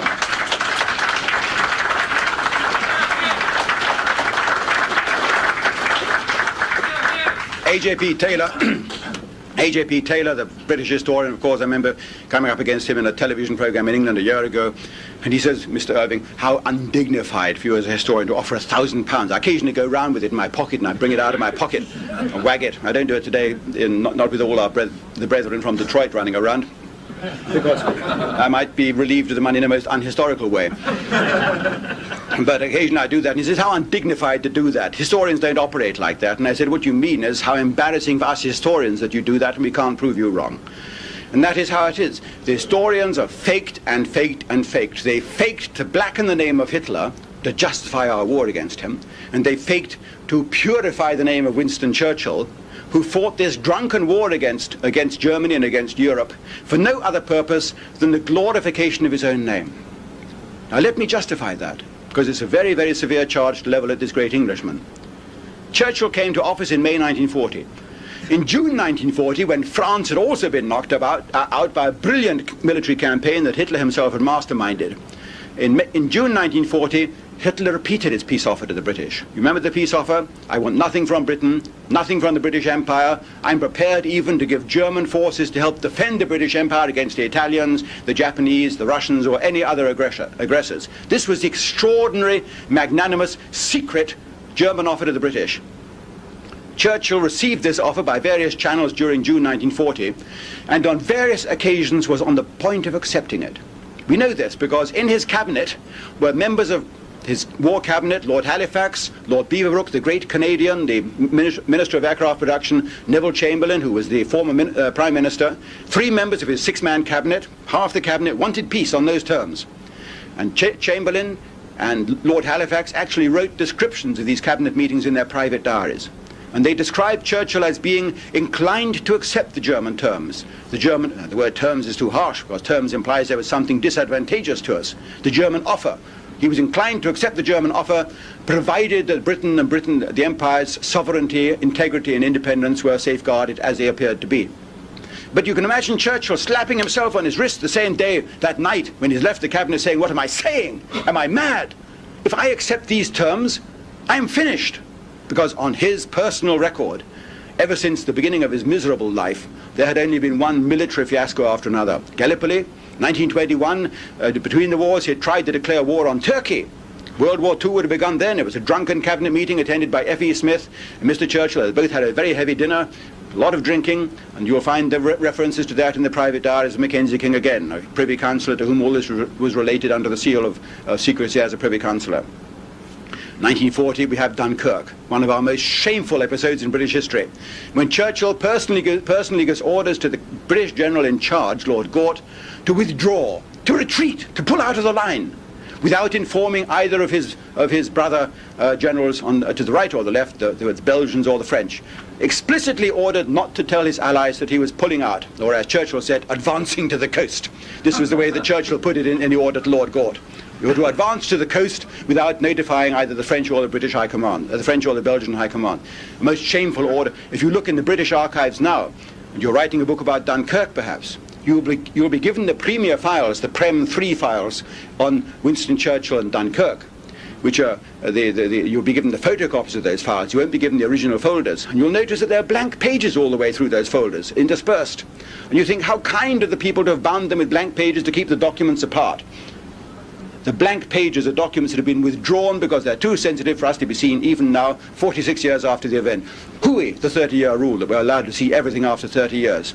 Those documents were withdrawn. I went to the French Prime Minister's widow, the widow of Monsieur Paul Reynaud, who was the French Prime Minister in 1940, and persuaded her with trembling hand and fragile eyesight to write out an agreement for me to be allowed to see all her husband's papers in the French archives.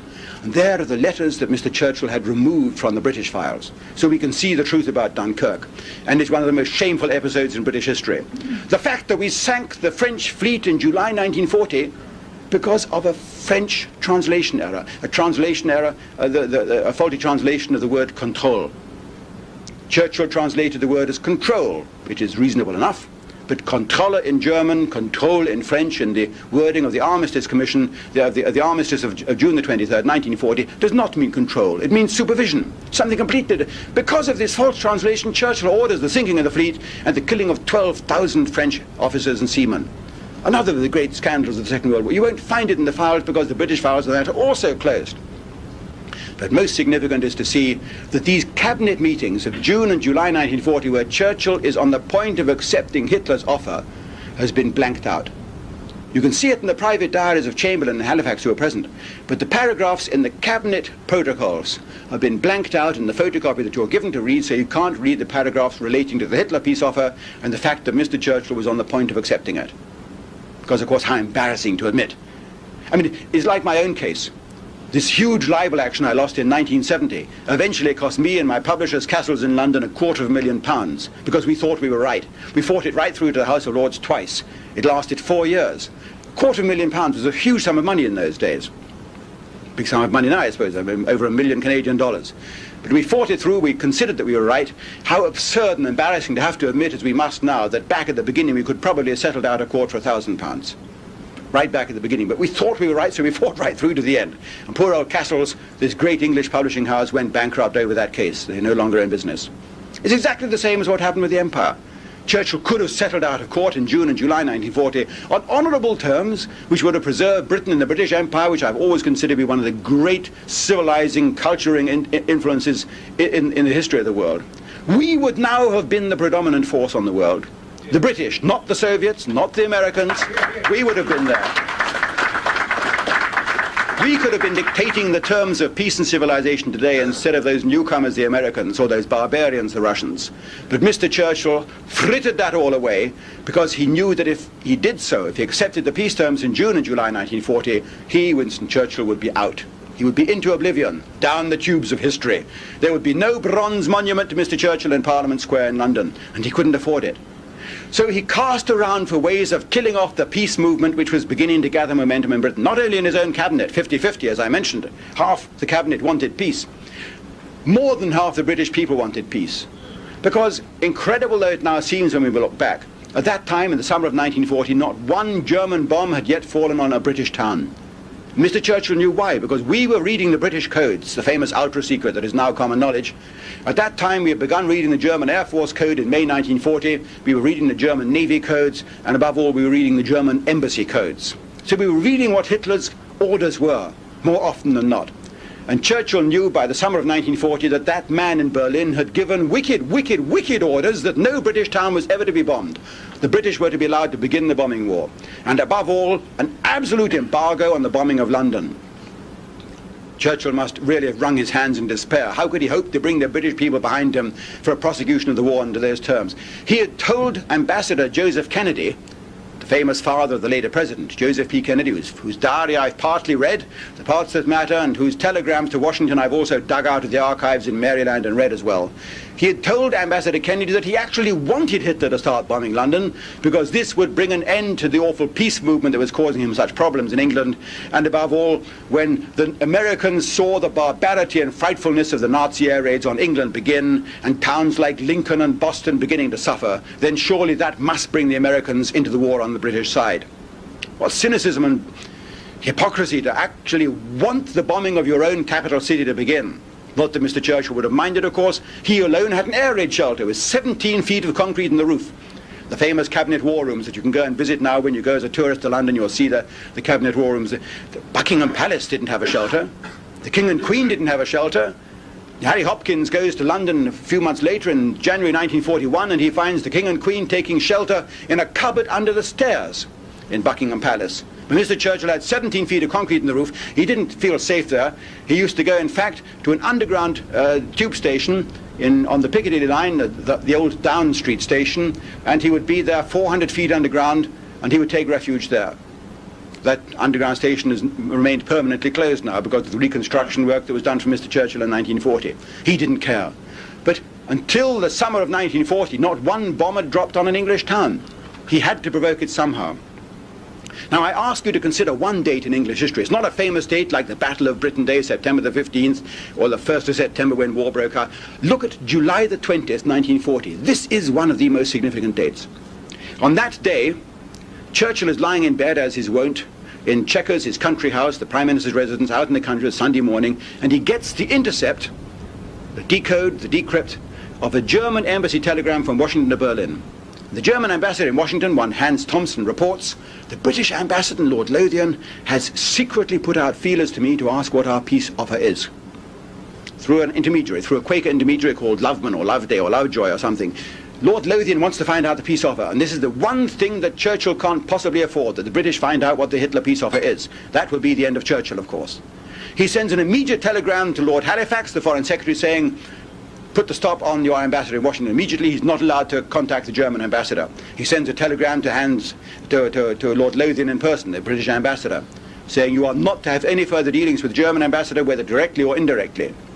And on the same day, and this is what makes July the 20th, 1940 so important, Churchill sends for Sir Charles Portal, Air Chief Marshal Sir Charles Portal, the Commander-in-Chief of Bomber Command, and he says, when is the earliest day that you can launch a savage attack on Berlin? And Sir Charles Portal says, Prime Minister, we can't do it yet because the nights are too short. We can't get our squadrons from London, from England, out to Berlin and back in the hours of darkness. We can do it in September, but not yet. And in September, of course, we will have the new generation of bombers. The Sterling heavy bomber will be there, and we can use them. We'll have 100 of them. But I warn you, if you do that, then the Germans will retaliate. At present, they're not bombing our cities or our towns. Their entire attack is being dedicated to the RAF fighter defences. The airfields, the radar system, the sector stations were being remorselessly knocked out one by the German attack. The Battle of Britain had begun, of course. But it was only being devoted at that time to the dockyards, the blockade, the shipping, and the fighter stations, not to the towns or the cities. And Churchill, when Sir Charles Portal uttered this warning that the enemy might retaliate, Churchill just twinkled. Well, we know why, because he wanted the attack to begin, but he was reading the German signals which said that they had no intention of attacking London.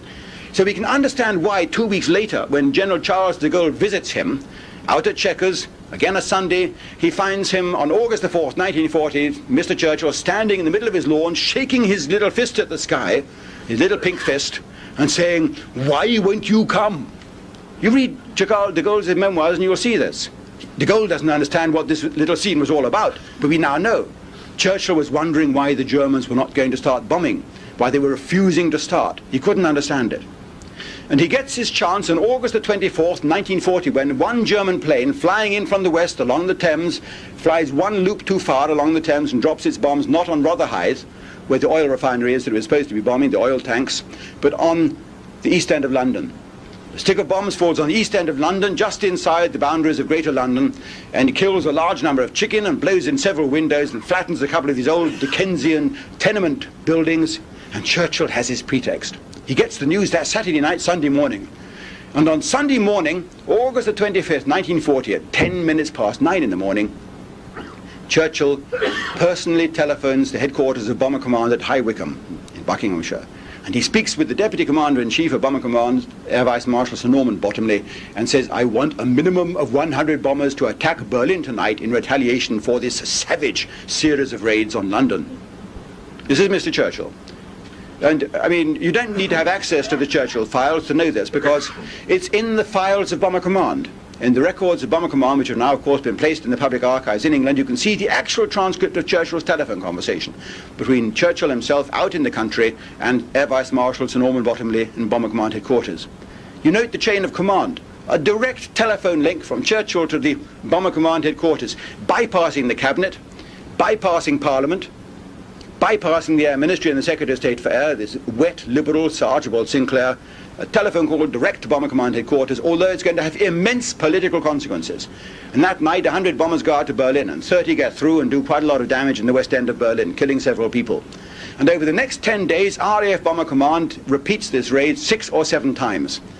Sometimes missing completely, sometimes getting through and doing considerable damage and causing civilian casualties. Still, Hitler refuses to respond. This is the interesting thing.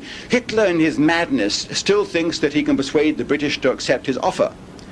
On that final day, September the 4th, 1940, after there have been 7 raids, Hitler sends for a lawyer called Dr. Ludwig Weishauer and sends the lawyer to the Stockholm embassy of the British to speak to the British ambassador and tell the British ambassador there what the peace offer is. But the ambassador, Victor Mallet, tells this lawyer, Weishauer, I'm sorry, my orders are I'm not allowed to accept any German emissary on the embassy premises, and I'm not allowed to listen to anything about German offers, Mr. Churchill's personal orders. Hitler sends for Rudolf Hess that same day, September the 4th, and says to Rudolf Hess, you've told me so frequently about your contacts in England and Scotland.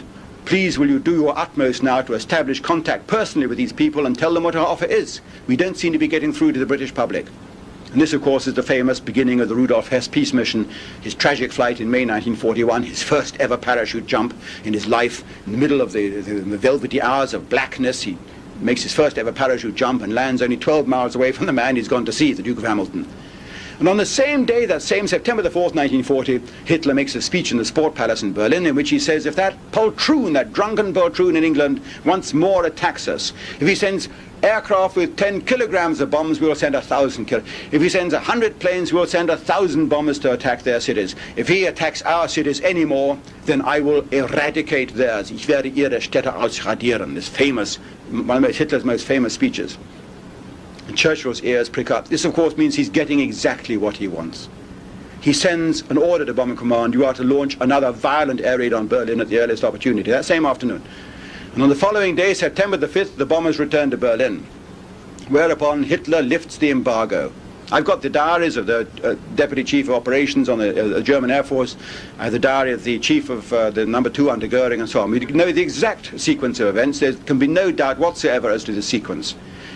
And on the afternoon of September the 6th, 1940, the east end of London reverberates to the approach of enemy bombers for the first time on a colossal scale. 1,000 bombers come up the Thames, far past the military oil refineries, the oil tanks along the Thames, the dockyards. They come right into the East End and bomb the dockyards, the East End, the factory, the workers' homes. They set street upon street, entire suburbs in flames. The whole of the East End of London is covered in fire and smoke that afternoon, that Saturday afternoon.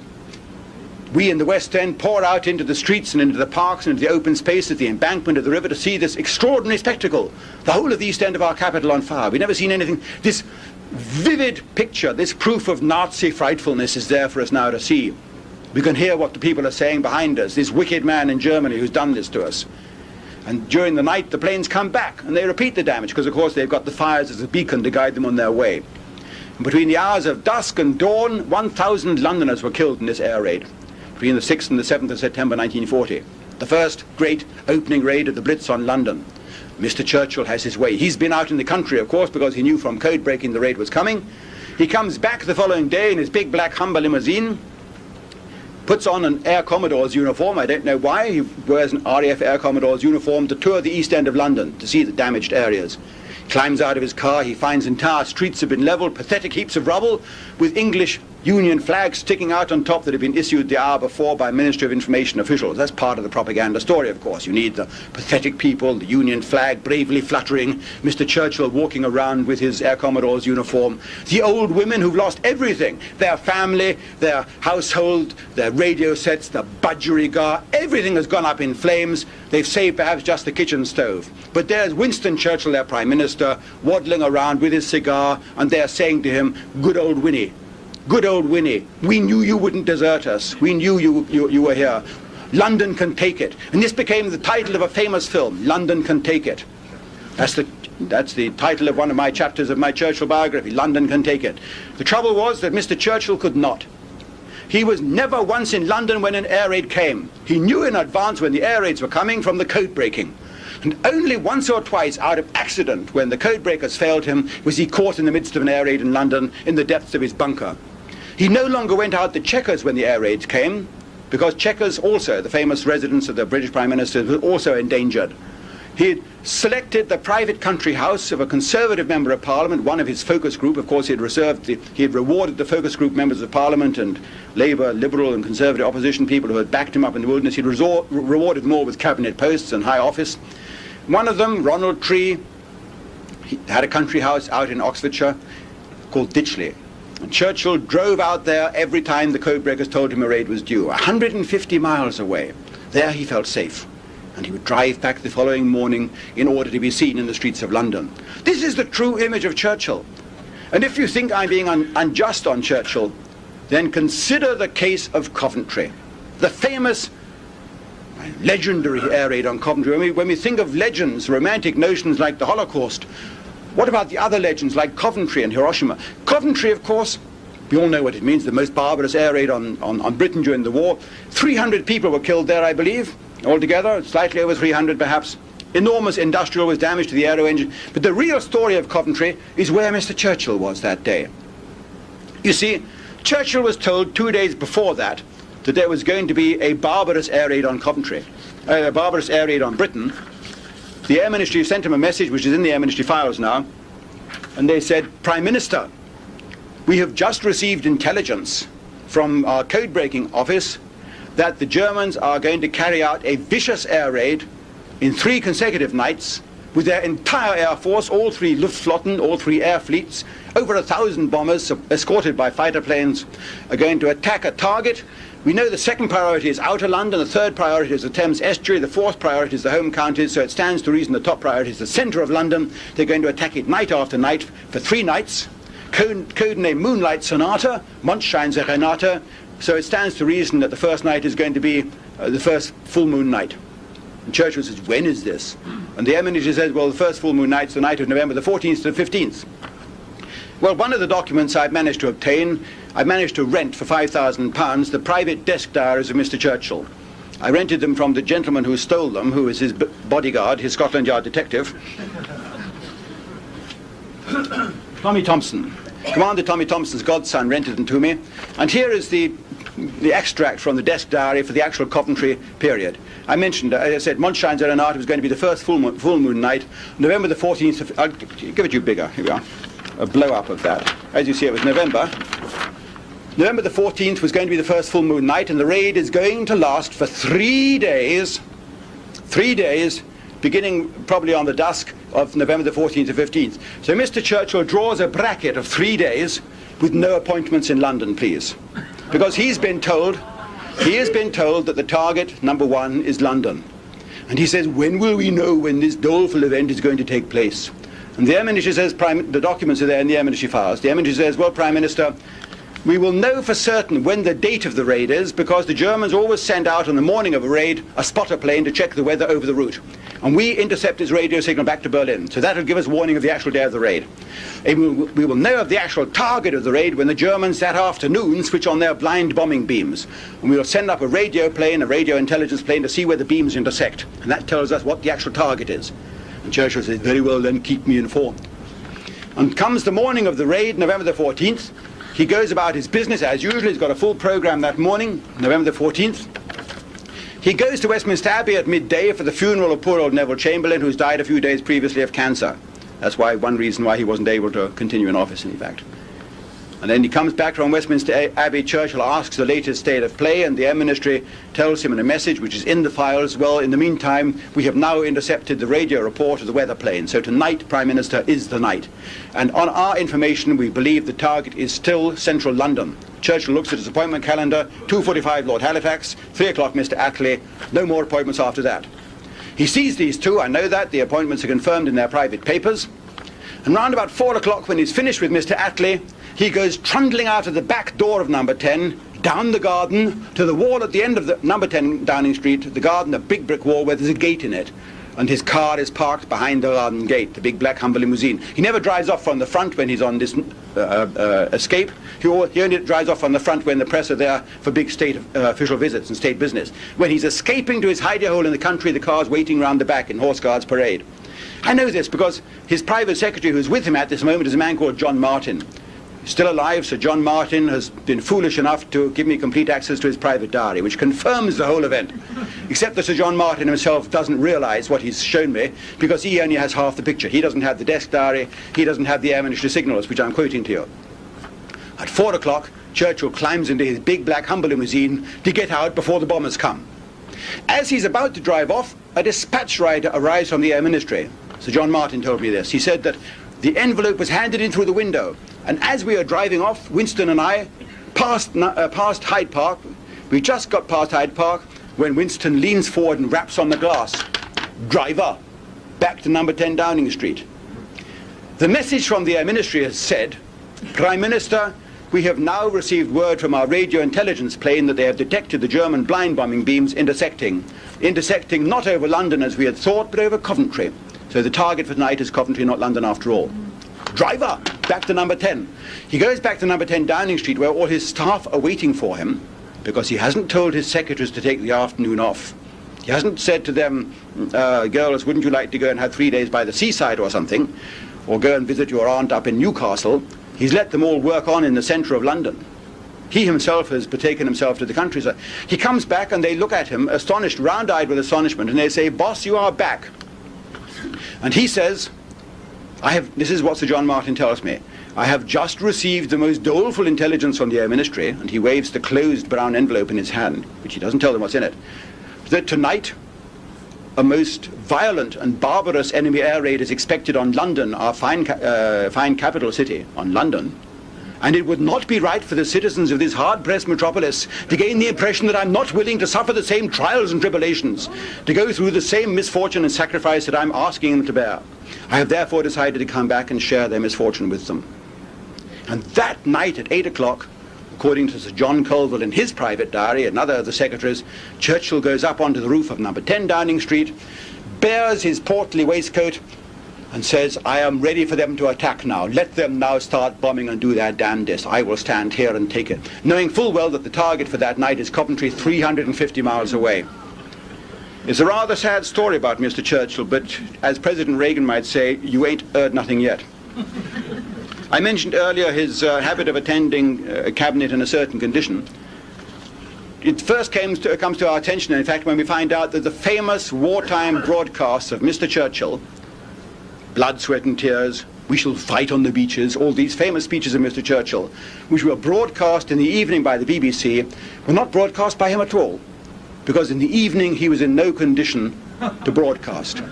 The actual broadcast voice was that of Norman Shelley, who I became quite a close friend of. Those of us who were in England during the war and heard the broadcasts, we may remember also that at 5 p.m. every evening we'd be listening to Children's Hour. And at 5 p.m. in Children's Hour there was this long-running children's series called Toy Town, and Toy Town, one of the principal characters was Larry the Lamb. Larry the Lamb bleated, "Bah," like that.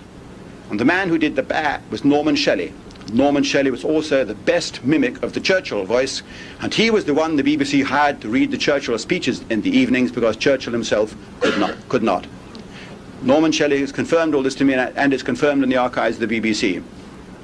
You see, Churchill, and this was one of the great tragedies of the Second World War, well, he was clinically an alcoholic.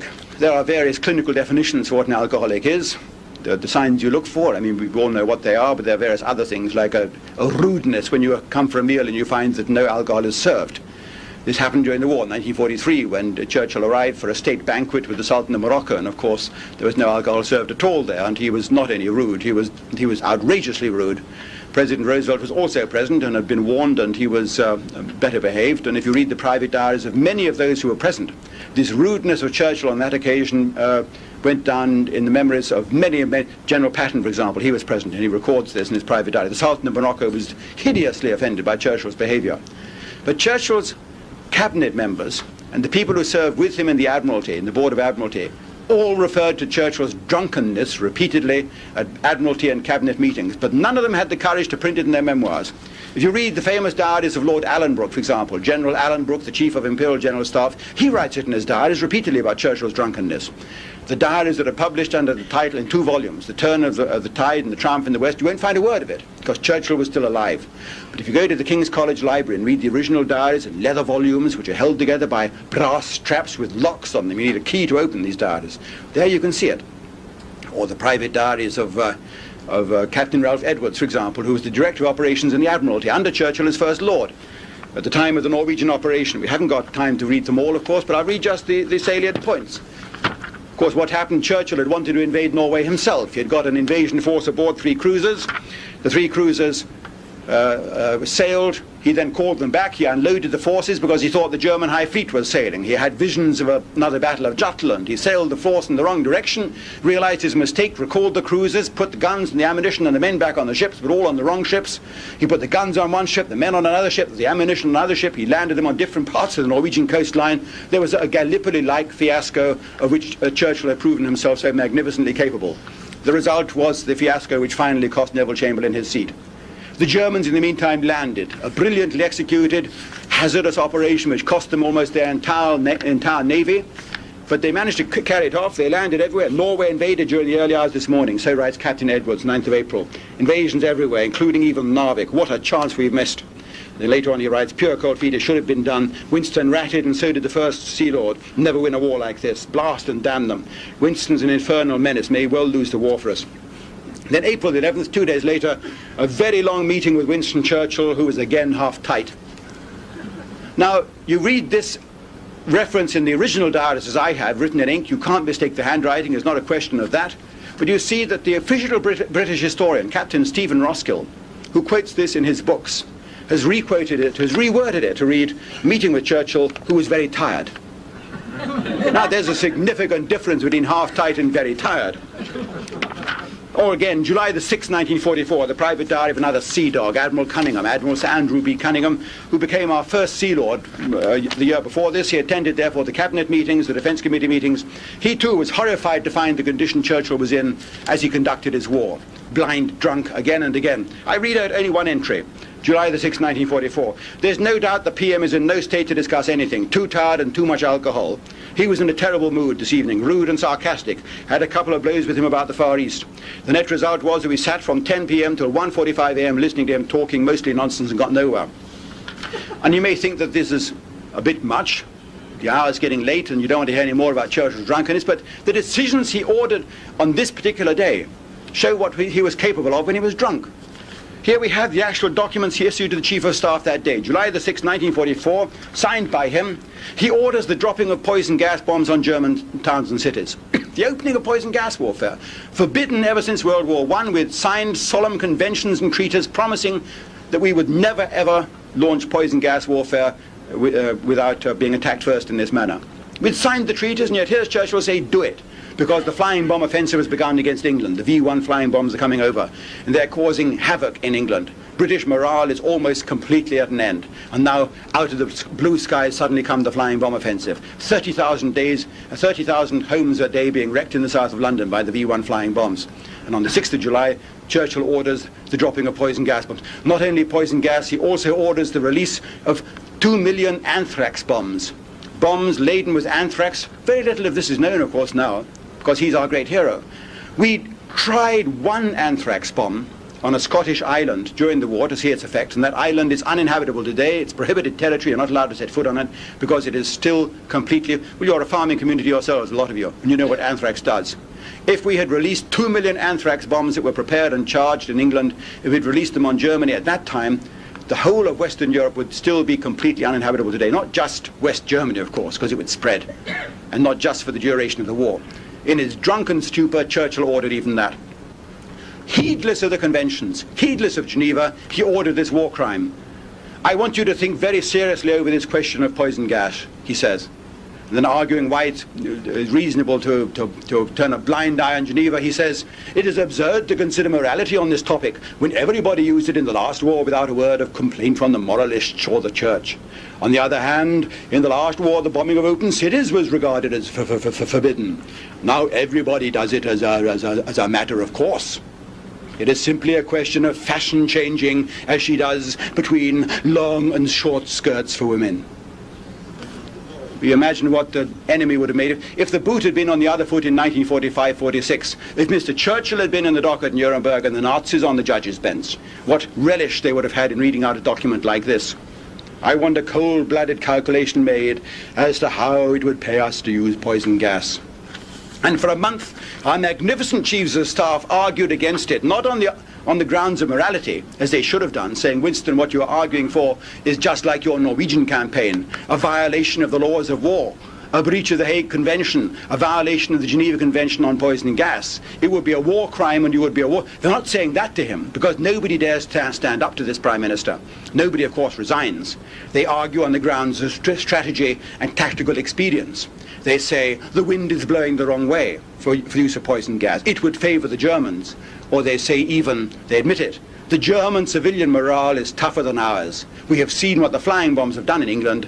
If a poison gas exchange now begins, we would probably lose it. What they don't realize, of course, is that the Germans have secretly designed poison gases far more lethal than anything we had.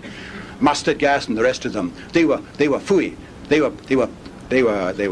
were peanuts compared with the poison gases the Germans had designed. The Germans had the first nerve gases already stockpiled. Taboon and sarin had already been designed. The nerve gases against which we had no defense. They argue against it on these grounds, the military grounds. And Churchill replies on July the 29th, clearly I cannot make head against the Parsians and the warriors at the same time. That's Mr. Churchill, our magnificent hero, the greatest living Englishman, now, thank God, passed on. But his image is still untarnished. His image is still, unfortunately, there. We worship the image of Winston Churchill as though this man was not the gravedigger of Britain, the Empire, and all that we once held dear. We worship him, and we look around and we say to ourselves, the sad truth is that if we regard these great figures of the Second World War, Churchill, Hitler, Roosevelt, Stalin, and Truman, then there is ample evidence that power corrupts. Were there therefore no great statesmen? And the answer is, certainly from my researches, some of our Commonwealth statesmen were men of format and decency. They weren't all tarnished and corrupted by the power that they found thrust upon them. Robert Menzies, for example, of Australia, a fine man. His private diaries, which I've read in the National Library in Canberra, show him to have seen through what was going on in London. He visited London in 1941. He saw the dictatorship that Churchill was executing over his cabinet, the way that he was taking military decisions that were costing the lives of tens of thousands of Commonwealth troops, including those of Australia, and he went on around the Commonwealth blowing the whistle on Winston Churchill and his methods. And, of course, your own fine Prime Minister, Mackenzie King. You read his diaries in Ottawa, great shelves full of the original diaries. Ignore the printed volume by Pickersgill, the selection. You won't get the flavour of the man. Mackenzie King, there's no doubt at all that he was one of the upright, honest, decent, forthright, pious and religious leaders of the Second World. 20 years he was your Prime Minister here. I don't see very much reference to him in Canada now. You don't see many streets or buildings named after him. And yet he was one of the few decent men that the Second World War produced. And yet, for all his uprightness and decency, we can't escape the fact that dear old Mackenzie King was completely batty. He was. I mean, how else can you explain? We know this now. You read the private diaries of Mackenzie King and you see there he is talking to his dog the whole time, which is harmless enough, but he was taking advice from his dog. This is true. I mean, he was taking advice from his dog and going down and reporting to his cabinet the next day what decisions he had reached without revealing to them that it was his dog Pat who had taken the advice. And later on, of course, he's taking advice from his mother, which is even more serious. No, I mean, it's serious because his mother had been dead for 10 years. And he was consulting his mother through the uncertain medium of a medium. And again, telling the cabinet... And during the war years, of course, he hardly took a decision without consulting Adolf Hitler at night. In his sleep, he would have long dreams and conversations with Hitler, sometimes long telephone conversations with Hitler, and he would go and tell the cabinet in Canada, his cabinet, his decisions the following morning without imparting to them the vital piece of intelligence that the piece of advice had been given to him during the night by Adolf Hitler himself. Now, this was Mackenzie King. The most important decisions were taken by Mackenzie King, however, on the advice of the hands of the clock. Now, this you don't know. The hands of the clock, if you don't know it, when they're in a straight line, like 6 o'clock, that is a good omen. When they're covering each other like 1:05, that's a bad omen. And of course the hands of the clock are doing it the whole time if you keep an eye on the clock. He was a clock watcher. If you look through his diaries, Mackenzie King, August 1943, you find on some days he's dictating into his diary day after day, 18 or 20 times what the hands of the clock are doing to him. In the midst of the famous first summit conference in Quebec, Roosevelt, Churchill, Mackenzie King, all their cabinets and chiefs of staff, Mackenzie King is consulting the hands of the clock without anybody seeing, so as to see whether it's a good thing or a bad thing that is going on at that moment. The treaty is being signed, the peace offers coming from Italy, all the rest of it, is it good or bad? Not just the rainbows outside the window, the way that the Canadian flag was fluttering before, of course, Lester Pearson destroyed it, the way the old Canadian flag was flying between the British and the American flags on the flag mast outside the Citadel. No, the hands of the clock. What he would do today with our digital watches, I think Canada would have floundered. But he never in his most evil dreams did he imagine the day would come when clocks would no longer have hands. The greatest day, which I may say in conclusion, was the 17th of August 1943. On this day, as they all arrive, Mr. Churchill is already there, President Roosevelt is arriving from Washington, Churchill has arrived with his chiefs of staff and cabinet aboard one of His Majesty's finest battleships. They go down to the Wolfe's Cove station in Quebec. Churchill sitting in the car beside Mackenzie King, and he says to Mackenzie King, you know, we submitted this memorandum to you asking for 25,000 cases of whiskey and gin. And Mackenzie King replies, as he says in his what his secretary thought, of course, Mackenzie King's secretary, day for day had to type up the discs, the dictaphone discs. She must have thought to herself, the boss has gone batty. The boss has gone batty, but I'm not telling anyone because they don't want to lose my job. I mean, this is characteristic. The diaries are all there, all beautifully typed up, with all the hands of the clock, all the times faithfully recorded. And on this morning, they go down to the Wolfe's Cove station, and Churchill says, we need 25,000 cases of whiskey and gin most urgently because it is affecting the morale of the British officers' corps. What he means is it was affecting the morale at number 10 Downing Street. And Mackenzie King is teetotal. He's a dedicated 100% teetotal, like myself. I mean, people like us, there's no getting round us. We will not be influenced. We're convinced of our own rectitude. Mackenzie King says, if I have closed down all the refineries and distilleries as I have for the duration of the war, producing vital raw materials for this fight for the preservation of civilization, it would be most wrong of me to have to open a distillery just to produce the demon drink for yourself and your officers. You're going to have to put forward a better memorandum than you have done so far, and frankly I consider the memorandum that your Quartermaster General provided most impertinent. Churchill says, very well, if you promise to consider it most faithfully and studiously, I will have a new memorandum drawn up. And the new memorandum is drawn up. By 25th of August 1943, it's there. The memorandum of the Quartermaster General of the British Army is submitted to Mackenzie King, 20 years your Prime Minister, liberal, upright, forthright, man of integrity, teetotal, pious and religious. It arrives in his hotel suite at the Hotel Frontenac in Quebec at 25 to 8. The hands of the clock are covering each other. Mackenzie King tears it up. He says, this is a sign to him. He tears the memorandum up. He tells Mr. Churchill only that he's decided to deny the application. He never explains why. But now, thanks to the truth that we find in the original documents, you know and I know, and it makes us all that little bit happier. Thank you. Real history is quite simply history taken straight from the man who makes the history to the man who writes the history to the book. You have here Anthony Eden. Next to him, a document that he's written. You may see that there are 3 lines crossed out in that document by Anthony Eden, and he's written in the margin the words, too secret to record. And next to him is an author to the document, and finally the book that the author has written. So real history is what goes straight from the history that's in the archives to the book, as I write on the back of the book, with no academic prejudice, with no political input. It's real history. It's history as it really happened. It's interesting, incidentally, this Anthony Eden document. I mentioned it on the last occasion I was here. Anthony Eden writes in the margin of that document the words, too secret to record.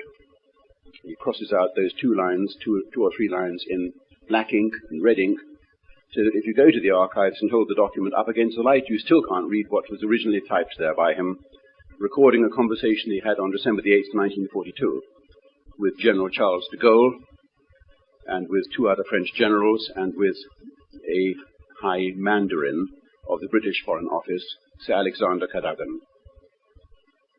It incidentally refers to their plan to assassinate a foreign head of state, Admiral Darlan. It's unimportant for the purpose of this morning's topic, but it's an example of how real history can be found in the archives if you dig deep enough.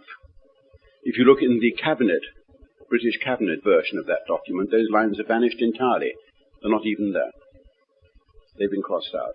But if you look in Anthony Eden's papers, you find the original typescript draft with the lines crossed out and the words written next to them in his own red ink handwriting, "Too secret to record, A.E. Anthony Eden." It's rather amusing when you come across documents like that. I remember around about the same time as I was signing the contract for this book in 1972, and I was doing the research on the Adolf Hitler book, I came across a document in the German Foreign Office archives, again, Foreign Office diplomats. The diplomat has written a record, and from this record we know that Adolf Hitler had a meeting early in July 1940 with two Gauleiters, two provincial Nazi governors, Gauleiter Wagner and Gauleiter Bürkel, who were in charge of the westernmost German provinces, which were in fact the newly annexed or recovered French regions of Alsace and Lorraine. And meeting with these two top Nazi Gauleiters in private, Adolf Hitler drew a sketch map of the future German frontier, where it would be after the war was over, after the peace treaty. And it was a pretty generous enlargement of German territory at France's expense. Germany recovered all the old German territories, like Alsace, Lorraine, and quite a few other territories besides, and it was a pretty sensitive document. And Adolf Hitler ordered, at the end of this conference with these westernmost Gauleiters, he said, "Es darf kein Papier herüber entstehen." There is not to be any paper record made of what I've said today. And you wonder how I know that? It's because the diplomat who was present went back to Berlin and typed a memorandum on the conversation, ending with the words, "The Führer ordered that no record is to be taken of the conversation." Isn't that nice? And here you have Anthony Eden doing the same thing, saying, "Too secret to record." And that's how we know it happened. Anthony Eden's private diaries are in the University of Birmingham, where I have read them all through from beginning to end. And I must say it's a rather sad voyage when you read some of his private diaries, particularly when he's dead. You read when he was a nobody, you read when he is a somebody, you read when he's failing and fading away, and you suffer all his triumphs and trials and tribulations. It is a very sad experience. I didn't know the Anthony Eden personal family story very well. I remember in 1940, I think it was, reading in the diary about how he went to Eton College to visit his son, Nicholas, who was at Eton College, which is England's premier school, or one of England's 2 or 3 premier schools. And Anthony Eden actually wrote in his diary about how distressing it was for him to stand outside the chapel at Eton College and see all the pupils streaming out with large numbers of dirty, unkempt and slovenly Jewish children as well. And that goes into his private diary, and of course he never published it, and it's not in any of the published versions of his memoirs either. All their private feelings. And then 2 years later, Nicholas, this son of whom they're so proud, goes and joins the Royal Air Force. And then when you're reading the 1944 diary, suddenly you get message from the Far East that his son Nicholas is missing. The plane has gone down somewhere in the mountains of Burma, and there's still some hope that they may find the wreckage and the son may be alive. And for the next few weeks while you're reading through the diary, you share his hopes that the son may be found. It's really very distressing to read somebody's private diary, and then eventually the word comes that the wreckage has been found. So these are the joys of writing real history. You do the work, and you're prepared to read the handwriting, read into somebody's handwriting, which starts as being illegible, but eventually becomes very easy. Then you can gather all the secrets and all the mysteries. And as I researched the life of Winston Churchill, who wrote no diary, I suppose he was too busy to write a diary. Either you're a diary-writing person or you're not. Goebbels was a diary-writing person. Eden was a diary-writing person. But Churchill wasn't. I managed to buy, or rather rent, many, many years ago, Churchill's desk diaries. He had a staff who would put on his desk each month a large new calendar pad, a large card, about 2 foot square, in which all the days of the month were printed in, and then they would be inked into these squares by himself or by his staff, all his appointments for that particular week. And the person who had them was his bodyguard, Commander Thompson. And Commander Thompson died. I don't know how the bodyguard got them, but his godson offered them for sale at Sotheby's, and he wanted £500,000 for them, which they were probably worth the autograph value and their historic value.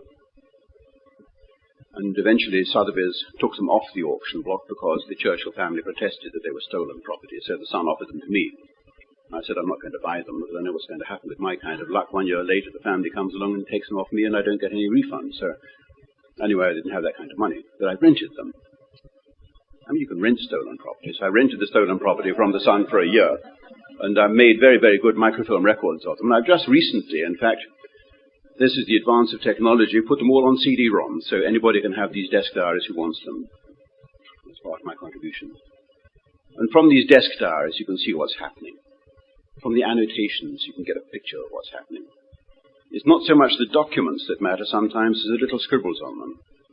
And only recently, within the last year or two, the British government has released the records of the British Code-Breaking Agency, to which I referred in my talk yesterday.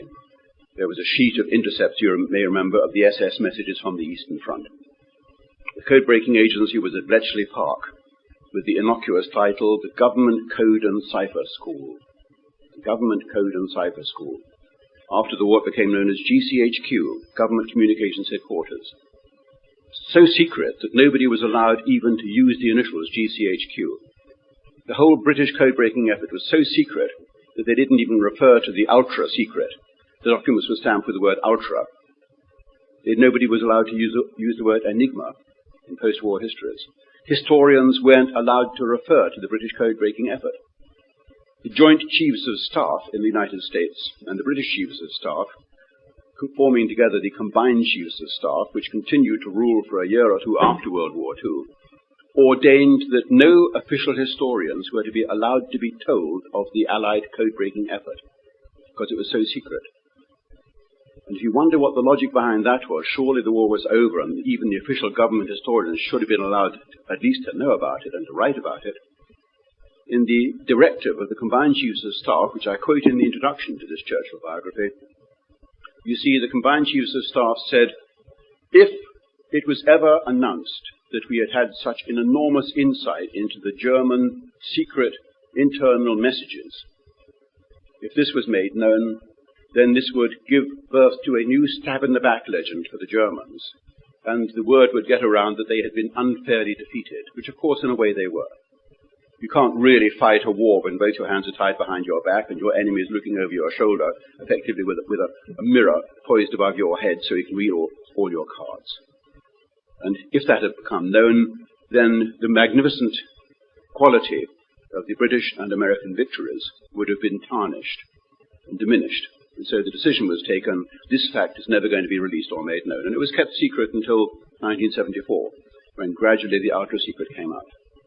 But even then, the secret marched on in the British archives. They raided Churchill's own files, the British secret bearers. They raided Churchill's own files and weeded them of every document that referred to ultra. And in their reports, they didn't say we found 68 documents with ultra references in the Churchill files. They said we found 68 code word documents. 68 code word documents. They weren't even allowed to mention the word ultra in their own internal memoranda. It was as secret as that, which is an indication of how the secret was kept. Now, the reason I'm mentioning Bletchley Park and the Government Code and Cipher School is that I have found evidence within the last 2 years that this was the British terminal of a secret transatlantic link between Churchill and Roosevelt. Churchill and Roosevelt conducted an open correspondence with each other, which is in the public libraries now. A multi-volume series of the Churchill-Roosevelt correspondence has been published. Even in the early years after the war, publishing that series was a major diplomatic effort because each government had to consult the other about whether they were going to be permitted to quote this telegram or that. And eventually most of the telegrams were released, and finally all of the telegrams were released. And if you read the publication by Warren F. Kimball, who is a professor at Rutgers University, you have the impression that that is it. There is no more to be found. And you can imagine with what astonishment I therefore came across, scattered through the thousands of files of the Bletchley Park documents, which are in the British Public Record Office under the designation, the Class HW. It's Class HW for those of you who are historians. You go there and you look in file HW1 and you find all sorts of messages from a man called C to Winston Churchill. And in your packets, those of you who arrived early will have found in your yellow welcoming packages this document. This is just one sample, which causes us to raise our eyebrows as historians. I have a few more copies here. I've got one more copy here and a few more on the back, and I'm quite happy to print out more copies later. Or those of you who've acquired the book will find that I've actually reproduced this document in the appendix at the back. You'll see this is the document signed C. C always used blue notepaper. In England, it's known as Basildon Bond paper. My name is Bond, Basildon Bond. Here we have C signing it. C was in fact Sir Stuart Menzies, M-E-N-Z-I or M-E-N-Z-I-E-S, the head of the British Secret Service. And he's writing a letter to Churchill saying, Prime Minister, I enclose a copy of a telegram. I enclose a copy of a telegram which has been received through my channels, addressed to you from the President. Now we know who the President was. I attached the relevant BJs, as well as Berlin Press Directive of 18th of January. This is 1944. BJs, I can explain, are an anagram. We're not quite sure what of. It may originally have been British-Japanese, British intercepts of Japanese messages. Some people say, well, it actually refers to the blue jackets in which the documents came, the blue folders. I've seen them referred to in the private diary of the Deputy Chief of the British General Staff as the Black Jumbos, and they were also referred to quite freely in conversation as the Black Jumbos. The BJs were the intercepts. Not necessarily intercepts of Japanese messages, they were decodes and decrypts of any diplomatic message. In this case, I think it was a Spanish telegram that had been intercepted by the British code breakers and duly deciphered. But what is significant here, of course, is that this is a letter which is being sent to Churchill through my channels, through British Secret Service channels, SAS channels. It's being delivered to Churchill by the head of a Secret Service, and it's coming through Secret Service channels, and it's never been published. It's one of a series.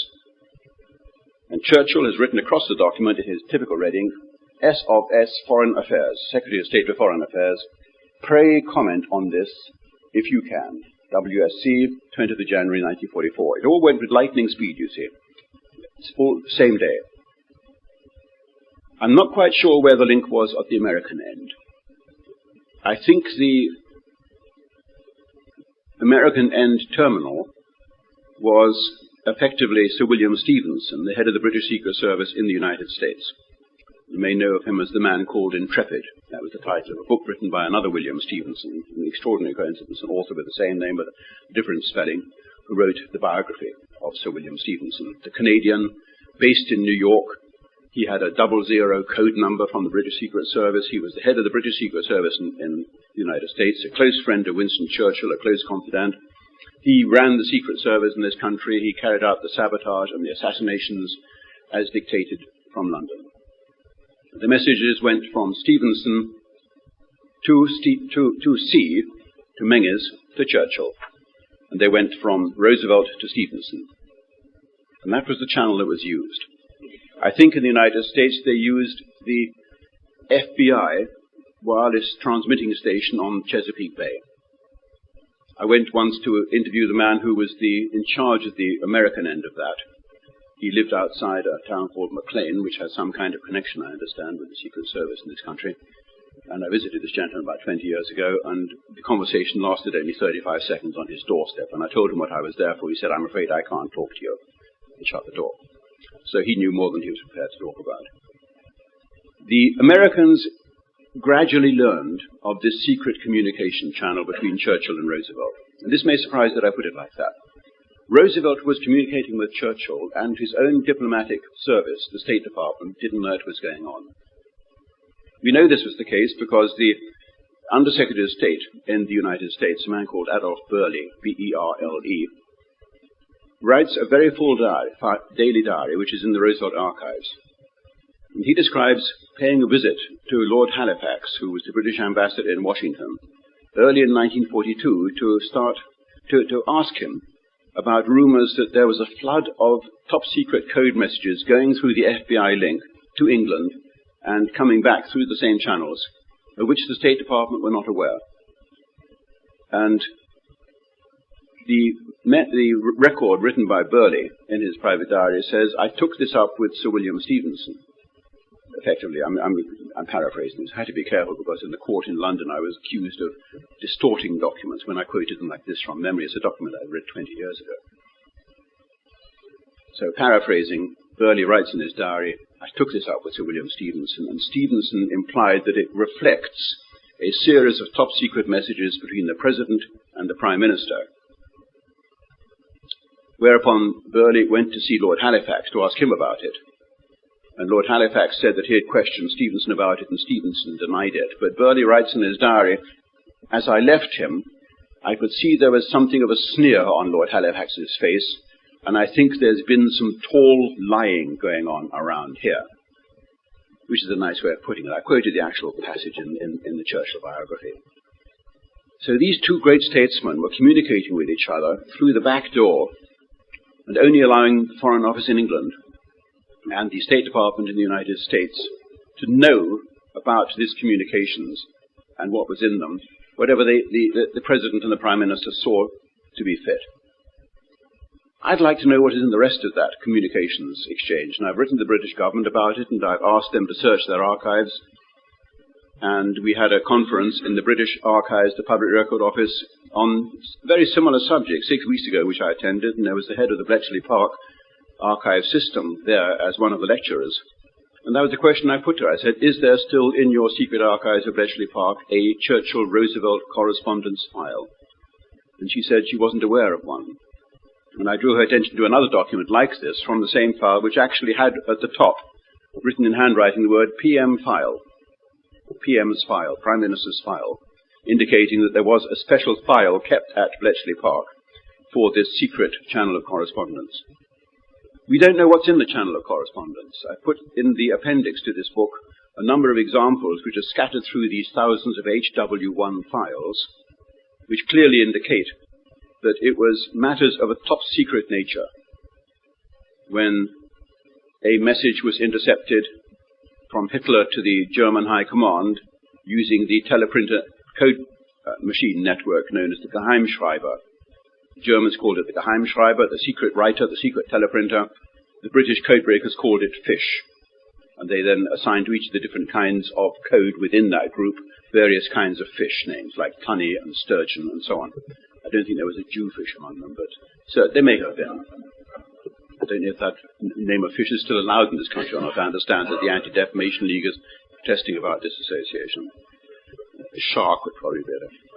There was actually a code called, I know it's unfortunate, in Virginia Beach and Florida and all that now, but there was actually a code named Shark. And the Geheimschreiber revealed in October 1943 that Hitler had changed his strategy in northern Italy and was reassigning certain lines of defense to Kesselring, who was in charge of the defense of northern Italy. And there's a top-secret correspondence between Churchill and Roosevelt about that, which went through this secret link, of vital importance if you're writing the history of that period. But we don't know exactly what was said, because it's only reflected in the covering letters like this, and the fact that such telegrams went and were responded to, we're not entirely sure what they were. And of course, somewhere in the United States, there must be the corresponding mirror image of the correspondence. Probably not in the Hyde Park Library of President Roosevelt. It's probably in the NSA or at Arlington Hall or one of the other centers of archival depositories of the intelligence system in this country. This is what makes writing history such fun. Because we're looking constantly for something which we suspect is there, and you get a clue that it's there, and then it's your duty to dig deeper.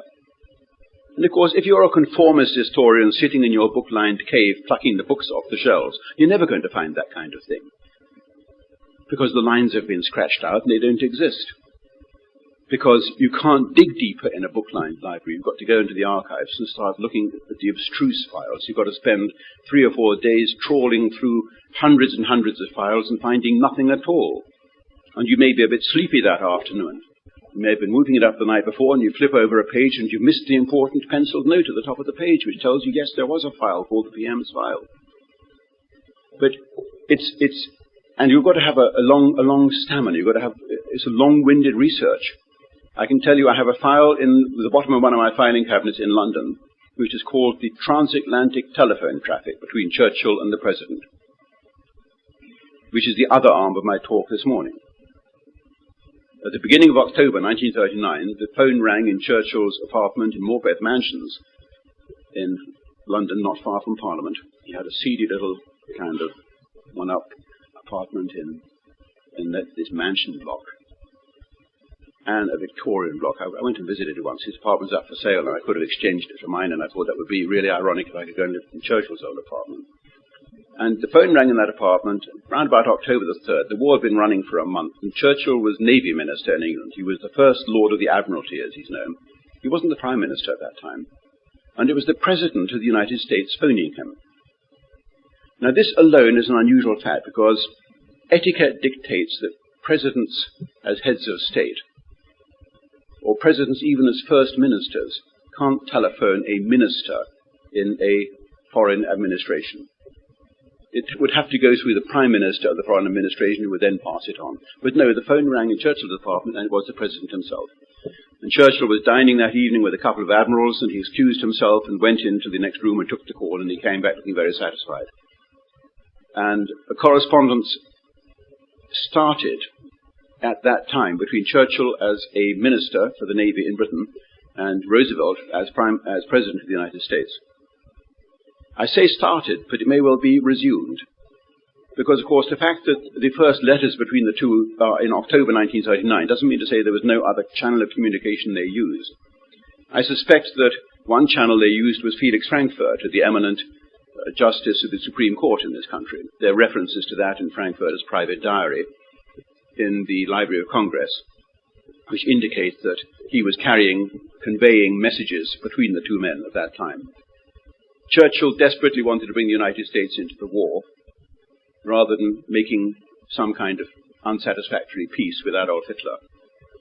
And he had started communicating through these backdoor channels in a totally unconstitutional manner, and reprehensible manner, one would think, behind the back of Neville Chamberlain, his own Prime Minister, with a foreign head of state. Simultaneously, his son was taking up conversations with the Soviet government through the ambassador in London, Ivan Maisky. I know that from the Moscow archives. There are records in the Moscow archives of Maisky's telegrams reporting these conversations. Interestingly, of course, in 1940, and greatly to the embarrassment of Winston Churchill, it turned out that the code clerk in the American embassy in London, a man called Tyler Gatewood Kent, about whom Mr. Mark Webber may want to tell us something in the discussion period, was making secret, furtive copies of this correspondence that went on between Churchill and Roosevelt through the American embassy. He was so incensed by the fact that a British minister was trying to drag his country, the United States, into a war which was no concern of the United States, that Gatewood Kent thought it his patriotic duty, Tyler Kent thought it was his patriotic duty, to make copies of these telegrams, only about a dozen or so of which we know in that period of the first months of 1940 between the two men. And eventually, in May 1940, Tyler Kent was arrested by the British Secret Service, by MI5, and at the request of the American government, instead of being repatriated to the United States to be put on trial as a traitor, because he was intending to turn these documents over to the Germans to humiliate and embarrass the British, the Americans requested that Tyler Kent should be put on trial in Britain, and he was stripped of his diplomatic immunity so that he could be put on trial in the famous Old Bailey and locked away. Nobody would hear about him. So the whole Tyler Kent story was kept under wraps until the end of the war, when he was sent back to the United States, and of course by that time the whole picture had changed. What is interesting about the Tyler Kent story is that it mirrored the fact that there was a secret channel of communication at that time between Churchill and Roosevelt, where they were using at that time State Department channels and US Navy Department channels to conduct correspondence. In May 1940, on May the 10th, Churchill became Prime Minister, and the picture shifted slightly. But Churchill had this conspiratorial furtive element about him, if I can put it like that. Throughout the war, throughout my Volume 1 and Volume 2, you'll see that he repeatedly sends out a commander to do a job. He sends an admiral to Norway. He sends a general to Dunkirk. He sends a general out to the Western Desert in North Africa. And he then, at the same time as he sends this man out to do the job, he says, here's a secret code you can use to communicate directly with me, bypassing the War Office, bypassing the Admiralty. It was typical Churchill that he would always set up this back door so that these commanders could communicate directly with him and give him direct information, that he could issue direct orders to them. To Lord Gort, he sends a telegram at the time of Dunkirk saying, you are to advance to the coast. I mean, history would say you are to retreat to the beaches, but no, you are to advance to the coast, and you are not to inform your allies to the left and right what you are doing, which is the most shameful act in a coalition war. That you pull your own army, the British army, out of the expeditionary force, the British expeditionary force, you pull it out of the line in France, because the Germans are pouring forwards, and you don't tell the unfortunate Belgians and French that you're doing this, and you leave them just hanging in midair, because you're going to get to safety if you possibly can. And that shameful telegram is in the French files, not in the British files. It's been taken out of the British files, but I found it in the files of the French Prime Minister, Paul Reynaud, in France. I visited his widow, at that time in the 1970s, still alive, one-armed widow, with her one remaining arm. I persuaded her to sign an authorization for me to see her husband's papers. And there was this shameful telegram in the French papers, in the Paul Reynaud papers. This telegram that Churchill sent using his private line of communication to Lord Gort, who was the general in charge. And he did the same with Admiral Cork at the time of the Norwegian expedition in April 1940, which ended with the fiasco, which ironically left Churchill in charge as Prime Minister, because the fiasco in Norway resulted in a debacle which caused the overthrow, the downfall of the Prime Minister Neville Chamberlain, and his place was taken, regrettably I would say, by Winston Churchill. And he did the same in North Africa when he established a private line of communication with Claude Auchinleck, the British Commander-in-Chief in North Africa, until the summer of 1942. And the War Office was repeatedly distressed to find that Churchill was communicating directly, behind its back, with this commander in the field. Now, I'm not going to pass judgment on whether it was a good or a bad thing that Churchill had this dual line of communication through official channels and through unofficial channels.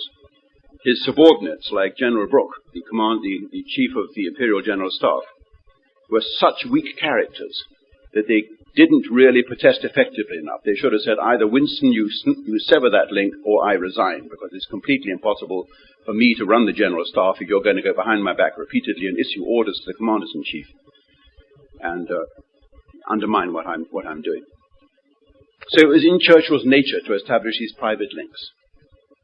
Now, what about that telephone conversation in October 1939? How did it come? Well, there was a radio-telephone link at the same time as there was a transatlantic cable. The transatlantic telephone cable was in its infancy. It didn't carry very much traffic, and at the beginning of World War II, it was decided to cut the cable to make it impossible for the enemy to tap into the telephone cable. So, ironically, all traffic by telephone across the Atlantic went thereafter by radio-telephone through a scrambler system. It was scrambled. The scrambler system had been made by a German firm, effectively. They'd designed it. The patent was a patent of the Siemens Corporation, and it's no surprise, therefore, when we learn that the radio-telephone link across the Atlantic had been unscrambled by the Germans, and they were listening into every telephone conversation that they could intercept. After they had invaded the Low Countries, Holland and Belgium and France, they set up, near The Hague, a listening post. The listening post was in a direct line of sight, so to speak, between the American end at Washington, London, and The Hague. So they were catching the back traffic, the radio traffic. They could listen in very clearly to all the radio traffic going across the Atlantic, and within no time at all they were recording hundreds upon thousands of these conversations that went across the Atlantic by radio telephone. I'll say straight away that this very unsatisfactory state of affairs from our point of view lasted until the end of 1943. 4 years at least. How do we know this? In the private papers of Heinrich Himmler, the chief of the SS, you'll find the transcripts of the conversations. You won't find them in the British archives. You won't find them in the American archives, but you find them in the archives of the SS, scattered around these intercepts of Churchill's telephone conversations. Isn't that extraordinary? But the extraordinary thing is that they had intercepted thousands of these conversations, and only a few of them survive in the German archives. None in the British archives, and none in the American archives. So now you can understand why I've got that very faded and battered file slot in the bottom of my filing cabinet in London for over 30 years, into which I've been putting sedulously every page of paper I can find referring to these intercepts. Because therein lies the tale, in my view. Ignore the Warren Kimball, beautifully printed volumes of Churchill-Roosevelt correspondence. That's not where you'll find the real history. Ignore the Churchill archives in Cambridge. Ignore the Public Record Office, because they're not going to help us on this.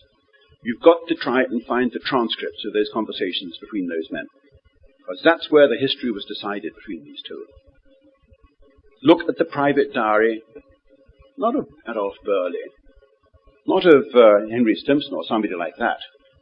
Look in other private diaries. Look in the diary of the Secretary of Agriculture, Claude F. Wickard. I was sitting one day in the Roosevelt Library in Hyde Park, and sitting opposite me was Schlesinger, Arthur Schlesinger himself, the grand guru, the historian on President Roosevelt. And we recognized each other instantly, I would like to say. Anyway, he knew of my works. He said, "Hey, I've read your book, Hitler's War, great book." And we went and had lunch together. And I said, "What do you make of that conversation in November 1941 that Roosevelt had with his cabinet?" There was no Roosevelt cabinet, but there was a kind of a kitchen cabinet where Roosevelt called in all his ministers. And unlike the British cabinet, which kept detailed, meticulous records, which are sanitized, of the cabinet meetings, there are no records of the American cabinet meetings. No official record was kept, no minute was taken, which makes it difficult to write history. Were it not for the people who sat around the table, chewing their fingernails, biting their pencils, and writing private diaries afterwards. Claude Wickard. And Schlesinger said, "What do you mean, the Wickard diary?" And I said, "You haven't read the Wickard diary, then. It's up there on the shelves here in the library. The original handwritten diary of Claude Wickard, the Secretary of Agriculture." He said, "Well, Jesus, perhaps I ought to have a look at it then." And that's what encourages me when I find that even a great historian, a truly great historian like Schlesinger, it hasn't occurred to him to read the diary of the Secretary of Agriculture because you think agriculture doesn't really play much of a part in the war, does it? It does, of course. You can't fight a war without a good harvest. Look at 1939. Look at 1938, the Munich Treaty. So, what do we find in the Wickard diary? He's writing a record of every Friday cabinet meeting that President Roosevelt holds. And on, I think, November the 4th, or thereabouts, 1941, a month before Pearl Harbor, Roosevelt says, "I had a conversation a day or two ago with Churchill, with the Prime Minister. He wants us to go ahead with a preemptive strike against Japan." I'm saying again, I am recalling this from memory, just in case there's any lawyers here making records who are going to have me up in court a month from now or a year from now saying that's not exactly what he said. You'll find the exact quotation in my volume. I quoted this particular passage. Roosevelt says, "I was talking it over with Churchill a day or two ago, and he wants us to deliver a preemptive strike against Japan." And suddenly it makes sense when you look at the maps of the operations staff of George Marshall, where they've got concentric rings centered on the Philippines, and they've sent the B-17 bombers out there, and the rings are designed to show whether they can reach Tokyo yet with the B-17 bombers they sent out to the Philippines. And then you understand what the planning is going on in it, because these two men are up to something. So why did they get in this mess with Japan? Well, you look a bit further back and you find that there's a record in the papers of Harry Hopkins of a telephone conversation between Hopkins and Roosevelt from Chequers, Churchill's home, at the end of July, I think it's July the 25th, 26th, 1941. In the middle of the night, Churchill telephones the President, and Hopkins comes in and joins him, and the two of them telephone the President, and they're talking about the need to issue sanctions against Japan. Those of you who are familiar with the story of the run-up to Pearl Harbor know that the sanctions against Japan were what triggered the Japanese decision to go ahead with the attack, because they were effectively going to run out of oil 3 months from now. The important question is who took the decision not just to issue general sanctions against Japan, the delivery of war materials, the purchase of silk and so on, but to add an oil embargo. The oil embargo against Japan that was pronounced on, I think, July the 26th, 1941, was what brought about Pearl Harbor. Originally, Roosevelt told his cabinet that no way would he go along with an oil embargo, because he knew that would mean war.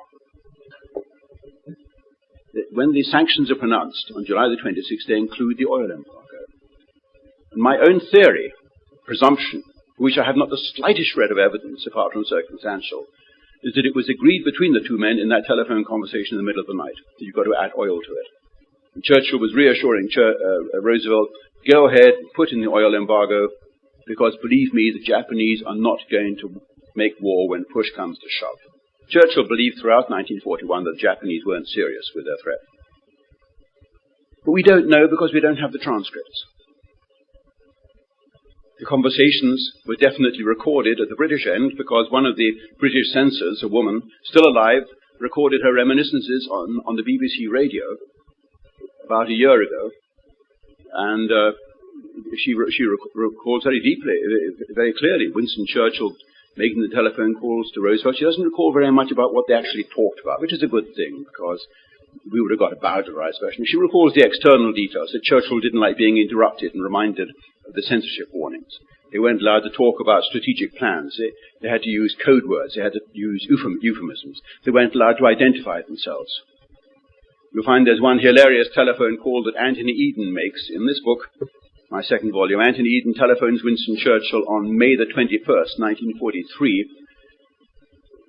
Churchill telephones Anthony Eden. Churchill is in Washington, visiting Washington, on May the 21st, 1943, and Roosevelt has read him the riot act over General de Gaulle, who's becoming increasingly obstreperous, more communist-aligned, more hostile to the Allied cause, causing increasing difficulties, and Roosevelt is dropping broad hints that it is time to terminate General de Gaulle with extreme prejudice, to use modern language. And Churchill telephones Anthony Eden, who's running the show back in London.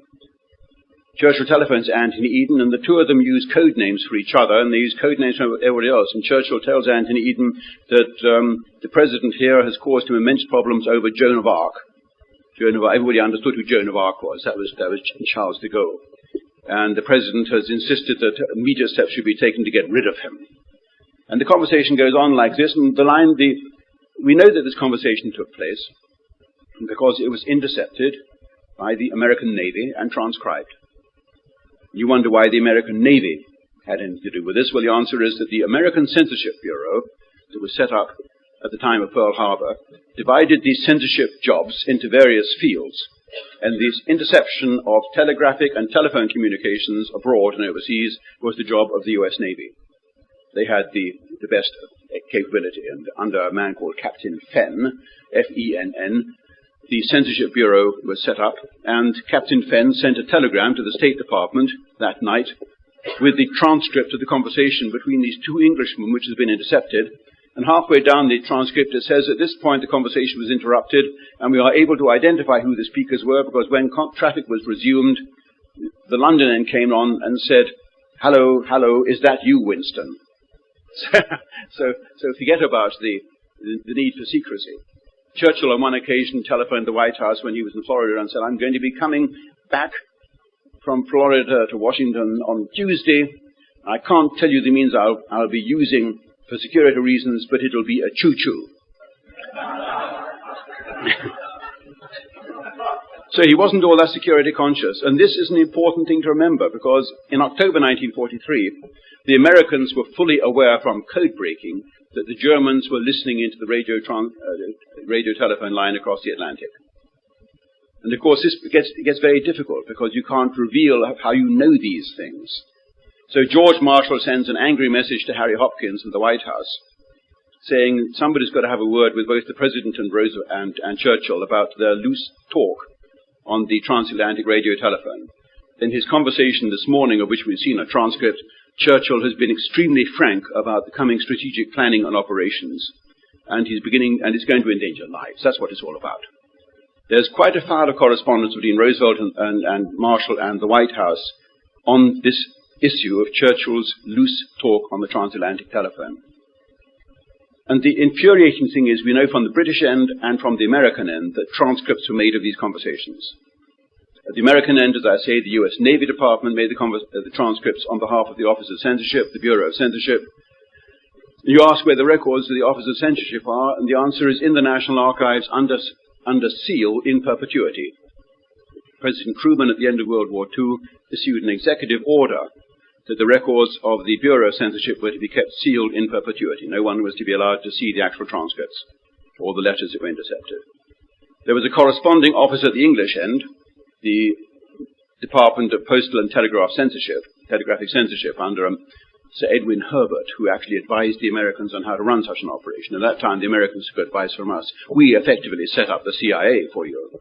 We sent over the British Secret Service, and we set up, first of all, the OSS. We provided the initial officers for the OSS, and eventually the Americans took it over after we had set the operation up. The same with the Bureau of Censorship. We told you how to open letters without letting it be seen that they've been opened, how to intercept radio traffic, and so on. At the British end, the records show quite clearly that transcripts were also made. The directives state that the person who initiates the conversation is to have a transcript made. So somebody sat down there writing a longhand record of every telephone conversation, and these transcripts have vanished. And they're going to be worth looking for.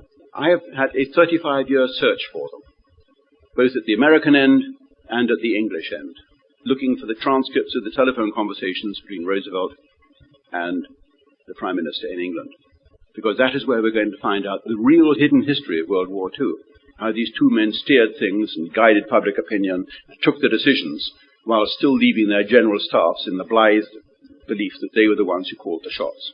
They didn't. And that's what this talk has been about. Thank you very much.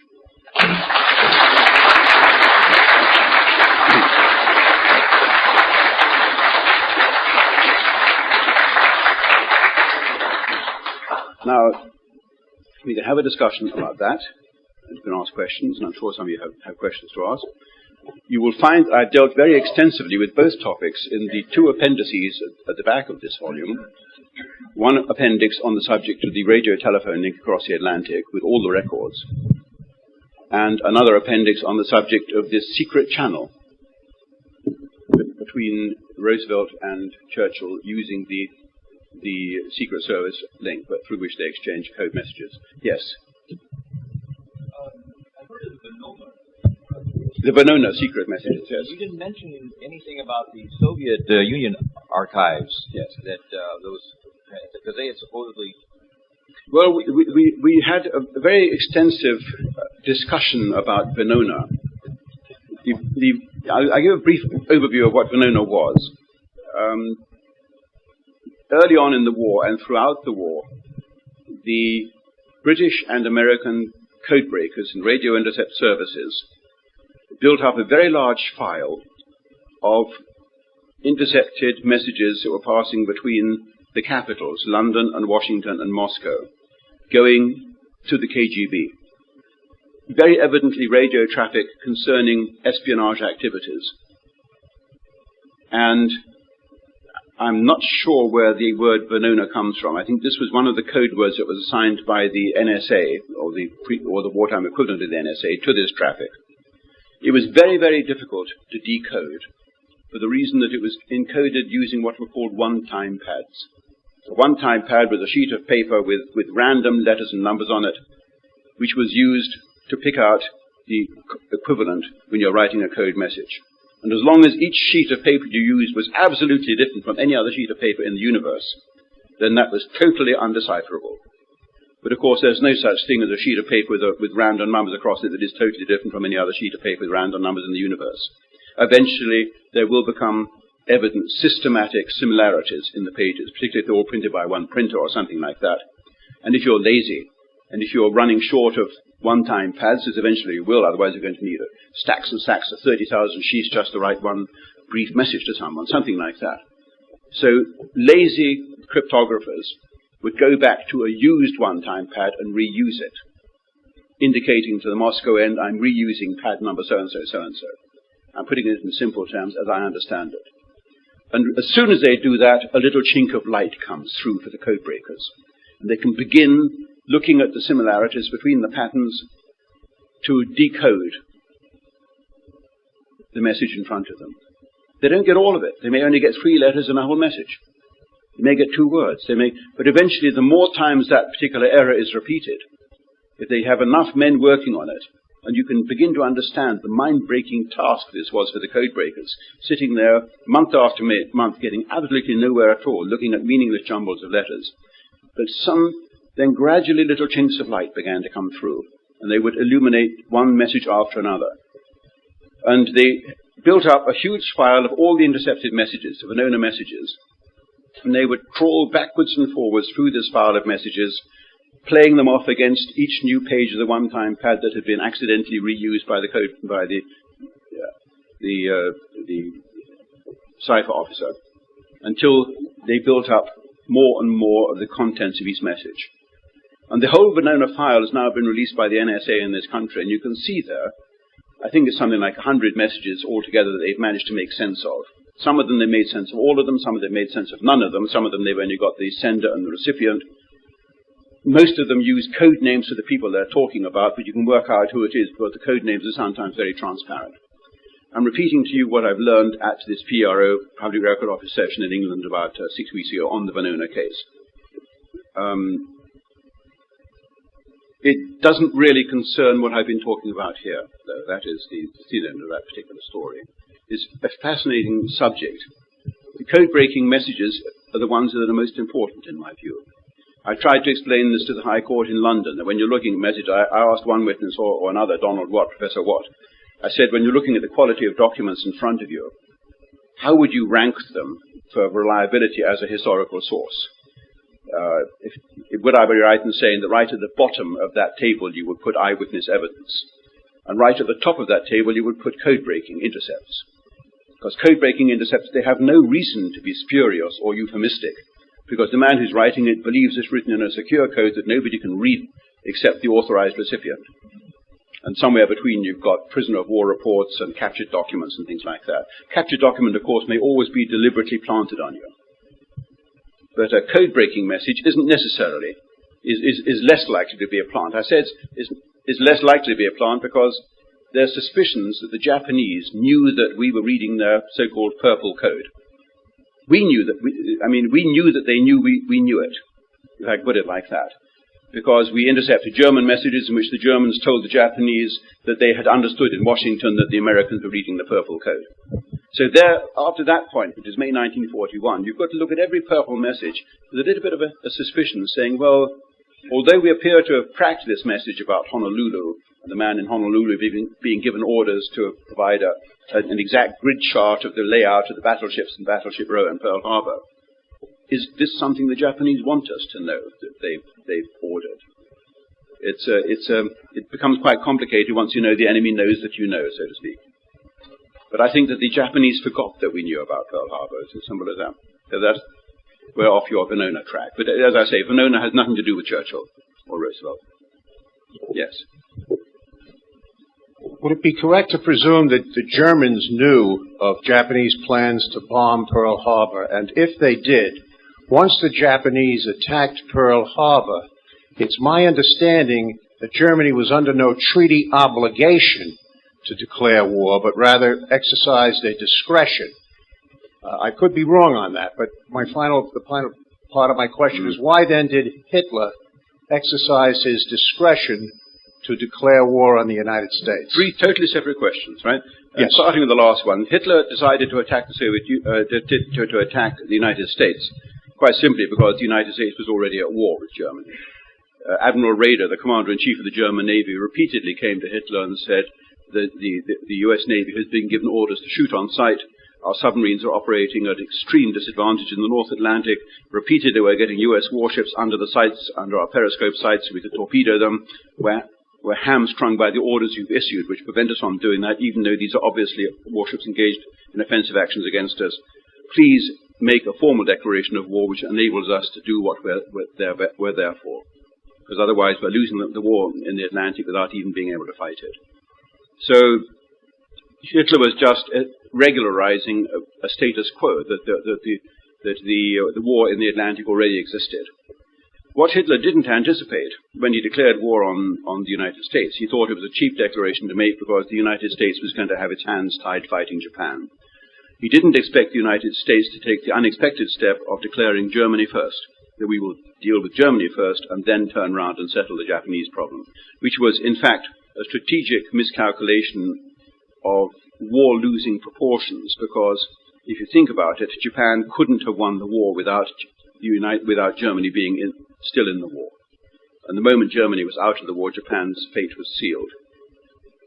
So it was quite obvious that the Americans would have to deal with Germany first, unless public opinion and sentiment over Pearl Harbor grabbed the American lion by its tail and swung it round to face across the Pacific. This brings back the question of whether the Germans knew about Pearl Harbor in advance. They didn't know about the intention to attack Pearl Harbor. There had been serious hints dropped by the Japanese ambassador Oshima, General Hiroshi Oshima, who was the very capable Japanese ambassador in Berlin, over the previous few days. He had said things like, you must understand, he'd said this to Ribbentrop, the German Foreign Minister, you must understand that we need some kind of word from you about what your steps will be. Things may happen sooner than you can imagine. Japanese being an ambiguous language, that kind of sentence could be translated several ways, but the meaning was quite clear, that if you hesitate, he who hesitates is lost. We are about to do something, and this is the time for you to run your colors up the mast as well. I know from Hitler's own personal staff who described it to me that when the word of Pearl Harbor came, Hitler was completely stunned. He'd never anticipated this. It had come at a very low point in his own fortunes. On December the 2nd or 3rd, the Soviets had begun a counter-offensive. The German army in the east was in a desperate position. Its tanks weren't starting in the extreme cold. The guns weren't firing. The explosives were fizzing. The German army was all but lost. It was in retreat and abandoning its heavy equipment. And Hitler was in a very sorry pass when the word came that night. His press chief, Dietrich, the man who's at the back of the big color poster, which I had back there, and you'll see him on the photographs in some of my books. His press chief, Dietrich, came in with the first news agency report of the attack on the Japanese fleet in Pearl Harbor. And Hitler was overwhelmed with delight, and his foreign minister liaison officer, a man called Walter Hewel, H-E-W-E-L, who wrote a private diary which his widow gave to me to use.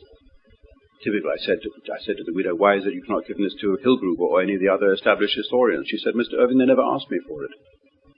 They sit in their book-lined caves, these conformist historians, and don't bother to ask. And in this handwritten diary, Walter Hewel wrote down Hitler's words that night. He says, now we can't possibly lose this war. We have an ally now who hasn't been defeated in 1,000 years. And then he thought of it, and then he said, of course, we've got another ally, meaning the Italians, who've constantly been defeated. However, they've always ended up on the right side. Of course, that was prophetic words. And I used to say, when I went around the world lecturing in the old days, when I could go around the world lecturing, I used to say, I think it was Napoleon who once said, the Italians had never managed to end up on the same side that they started the war on, except for one occasion in history when they changed sides twice. And there was one Italian family who got up and walked out in indignation from the lecture there when I said that. Everybody else thought it was very droll. You had a middle question which I've forgotten, but the second part of your question. Yes, I thought so too. Thank you very much. Okay, thank you. One more question. Michael Hoffman. Yes. It's fair to say that the British Secret Service had far surpassed the German equivalent, the Abwehr, and would you attribute that to Canaris being a double agent? It seems to me that most of the German codes were being read by the British, and very little of the British and American traffic had been penetrated by the Germans. That's not entirely true. That again is a multifaceted question. The British Secret Service was very good. We had expended a huge sum of money on the British Secret Service, and we had a complete faith in it. George Marshall, at the equivalent period, at the beginning of World War II, the Chief of Staff of the United States Forces, he had very little faith in code breaking. with the result that at the outbreak of war, we had thousands of code breakers working in secret encampments. We had, as I said yesterday, 3,000 code breakers working on the German police codes alone, which you may find was a very unrewarding field of research, except that the German police were scattered across the entire Nazi empire. And whenever there was an air raid on Hamburg or Kassel or Hanover, the local police, with their telephone lines down, would use the radio teleprinter to send code messages reporting the damage, reporting public morale, reporting all the problems, which factories have been destroyed, and so on, which Bomber Harris in England had on his desk next day in consequence. So the police codes were very well worth following in England, and we did that. You asked a question, were we better than Canaris's Abwehr? Well, I knew the widow of Canaris. I corresponded and visited her once when I was on the hunt for the Canaris diaries. Canaris-Ray diaries, which exist somewhere, but I think they're buried and someone's forgotten where they are. Perhaps some widow threw them out with her late husband's papers, I don't know. Canaris, in my view, was incompetent. I don't know how he kept his job or got his job, probably through favoritism. I know that he was very close to Field Marshal Keitel, the chief of the German High Command, who protected him, and was deeply shocked and felt betrayed when it turned out that Canaris had been harboring treacherous thoughts. Canaris was finally hanged on April the 8th, 1945, in Flossenburg concentration camp. And because by that time the Gestapo had raided his files, had found the diaries and established that he had been plotting to overthrow Hitler and that he had been harboring these treacherous thoughts. It has always attracted the attention of historians of a certain bent, the question whether Canaris was hand in glove with the British Secret Service. I don't think he was. I would have been inclined years ago to say, being by nature conspiracy theorist, probably he was, but having worked now so extensively in the archives that have been released, I've not found the slightest trace of it. Neither first order nor second order nor third order evidence, no reference in private diaries, nobody hinting at our man at the top level in Hitler's headquarters, nothing that you would expect to find, were that the case. I think that Canaris damaged the Nazi cause by his bungling, and by the fact that he was so easily duped by our extremely clever deception tactics. I'll give you one example of how we duped him, and this is the case of the famous Man Who Never Was. It's dealt with in this book, Churchill's War, Volume 2. We took a corpse of a gardener, a Welsh gardener, who had tried to kill himself, or succeeded in killing himself finally, by swallowing a weed killer of a certain kind which left very few traces on the body. And we promoted that corpse of this Welshman to a Marine officer, dressed him in Marine uniform, kept him beautifully preserved for a couple of months, and then floated him out of a torpedo tube in a submarine off the coast of Spain, chained round his neck a courier's valise containing top-secret letters from London to Mountbatten and Eisenhower and others, revealing accidentally the location of the coming-in next operation in the Mediterranean. Not against Sicily. Oh, no, that's the grand decoy operation that we hope the Germans are going to fall for. We're going to be invading Greece at the other end of the Mediterranean. But it was all done beautifully. Heavy-handed British humour. I hope you're going to bring back a few cans of sardines. Ho, ho. Sardinia, this kind of thing. If the other operation has to go ahead instead. And the whole operation, I've read the whole file through now. It's just been released in England. The Man Who Never Was. The whole file is there with the way that the body was prepared, the way that everything that was put into his pockets was prepared, the dance hall tickets, the phony existence that was created for him, the letters from a bank manager asking about this £4, 7 shillings and sixpence overdraft, and when it was going to be returned, and his efforts to deal with the overdraft because he wanted to buy a ring for the fiancée that he had just met at the dance hall, and sure, there was the dance hall ticket in the other pants pocket.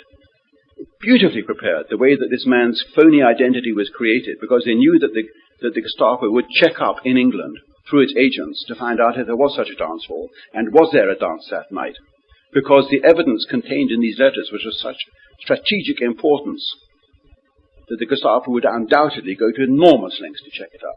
So the body was floated ashore. It landed off Cadiz. The Spanish Secret Service got hold of it. he got hold of the case. British naval attaché in Madrid, who had been tipped off to keep an eye open for word of a marine corpse being found and brought ashore. He reported to London duly 3 or 4 days later. Yes, a body has been found, and we've been contacted by the Spanish Admiralty with word that this body has been found. Apparently it crashed in a Catalina. There was a Catalina seaplane, rubber boat, dinghy found floating not far away from the body. That too had been pushed out through the torpedo tube of the submarine to create the image. And then, of course, the anxious wait. Will the Spanish do the decent thing and turn over the body untouched, or will they open that case? Eventually the case was handed back. I mean, very obligingly, the courier had the key to the case in his other pocket. The case was handed back by the Spanish authorities to the British naval attaché in Madrid. And they opened it, and there were all the letters still inside, and they were still sealed. So the question was, had the Japanese got hold of the documents inside and resealed them by magic or not? And 5 days later, Churchill is in Washington. This is May the 21st, 1943, the day of that telephone intercept. And he gets a message sent by pouch across from sea, one of these blue letters. This Operation Mincemeat was the name of the actual operation. And the message said very briefly, Operation Mincemeat, the enemy has swallowed the bait. Because the code breakers in Britain had intercepted messages going down the fish channel, the Geheimschreiber, from Berlin down to the outposts in Greece and in Sardinia, warning that the British were going to be invading and that certain secret documents had fallen into the hands of the German Abwehr. But there's a rider to this. Who believed these documents? Well, if you read the Goebbels diary, you see Goebbels says to Admiral Canaris, I don't believe these documents may be genuine, they may be a plant. And Admiral Canaris says there's not the slightest question of that. We've gone into this most thoroughly. It turned out the Gestapo did carry out checks in London. And they did find out that the dance hall had held a dance that night. So everything about that body was absolutely kosher, if you can put it like that. It would be so tasteless to put it like that. But hey, if you can't be tasteless here, where can you be tasteless? And it came up at Hitler's conference headquarters a few days later. Canaris says to Hitler, we have the stenographic record of that day. Canaris says to Hitler, we have received an extraordinarily welcome piece of vital information that's come from the body of a British courier that's been washed ashore, revealing that the target of the operation isn't Sicily but somewhere else. And we've taken all the necessary preparations. And the stenographic record shows Hitler just registering this fact, taking note of it. But I spoke with this stenographer who was at that conference, Ludwig Krieger. Now, Ludwig Krieger, who after the war resumed his duty as a conference stenographer and became eventually very highly paid verbatim stenographer of the German Bundestag, the German parliament. He lived in Bonn, and I visited him, and he still had all his old shorthand diaries and everything. In the First World War, he had been actually the private secretary of the head of the German Secret Service then, the famous Colonel Nicolai. Once again, the German archivists, the German historians had paid not the slightest attention to this man, Ludwig Krieger. But he sat for 2 days dictating onto tape for me his reminiscences. Ludwig Krieger said, I remember so clearly that day when Canaris told the Führer about the find, the corpse, the courier. And I remember that as Hitler, I was longing to say to Hitler, to the chief, but this may be a plant, this smells very fishy, the whole thing stinks. But of course, as a stenographer, he could no way could he interrupt the conference and say this to the supreme head of the Third Reich. And then he said, I remember that as he was leaving the conference room, Hitler turned round and he said, Übrigens, Herr Christian, by the way, Mr. Christian, this is the chief of staff of the German Air Force at that time. By the way, Colonel Christian, I think the thing stinks. I think könnte es nicht, I think it's a plant. So Hitler, with his very sound instinct, although all the signs, this intense effort by the British Secret Service to create the phony identity of the man, the corpse and everything else, something at the back of Hitler's mind, he disregarded this thing that had been given him on a plate, and he thought to himself, no, the obvious next step is Sicily, surely. Not the far end, not Sardinia, it's got to be Sicily. This is dumb. But the German armed forces took it the other way. It was put to them on a plate, and they abandoned thought about Husky, as it was called, the British operation, the landing in Sicily in July 1943, and they were taken totally by surprise when it began. Just like Normandy, 1944. Hitler said the invasion is going to be in Normandy, or Brest, that peninsula, and the German High Command said, oh no, it's going to be coming through Calais, through the narrow straits of Calais. And although Hitler ordered the 7th Army in Normandy, had to get all the reinforcements and had to be the one that was ready for the invasion, the German High Command knew better. And quietly, it disregarded its instructions and reinforced the Calais area instead, the 15th Army.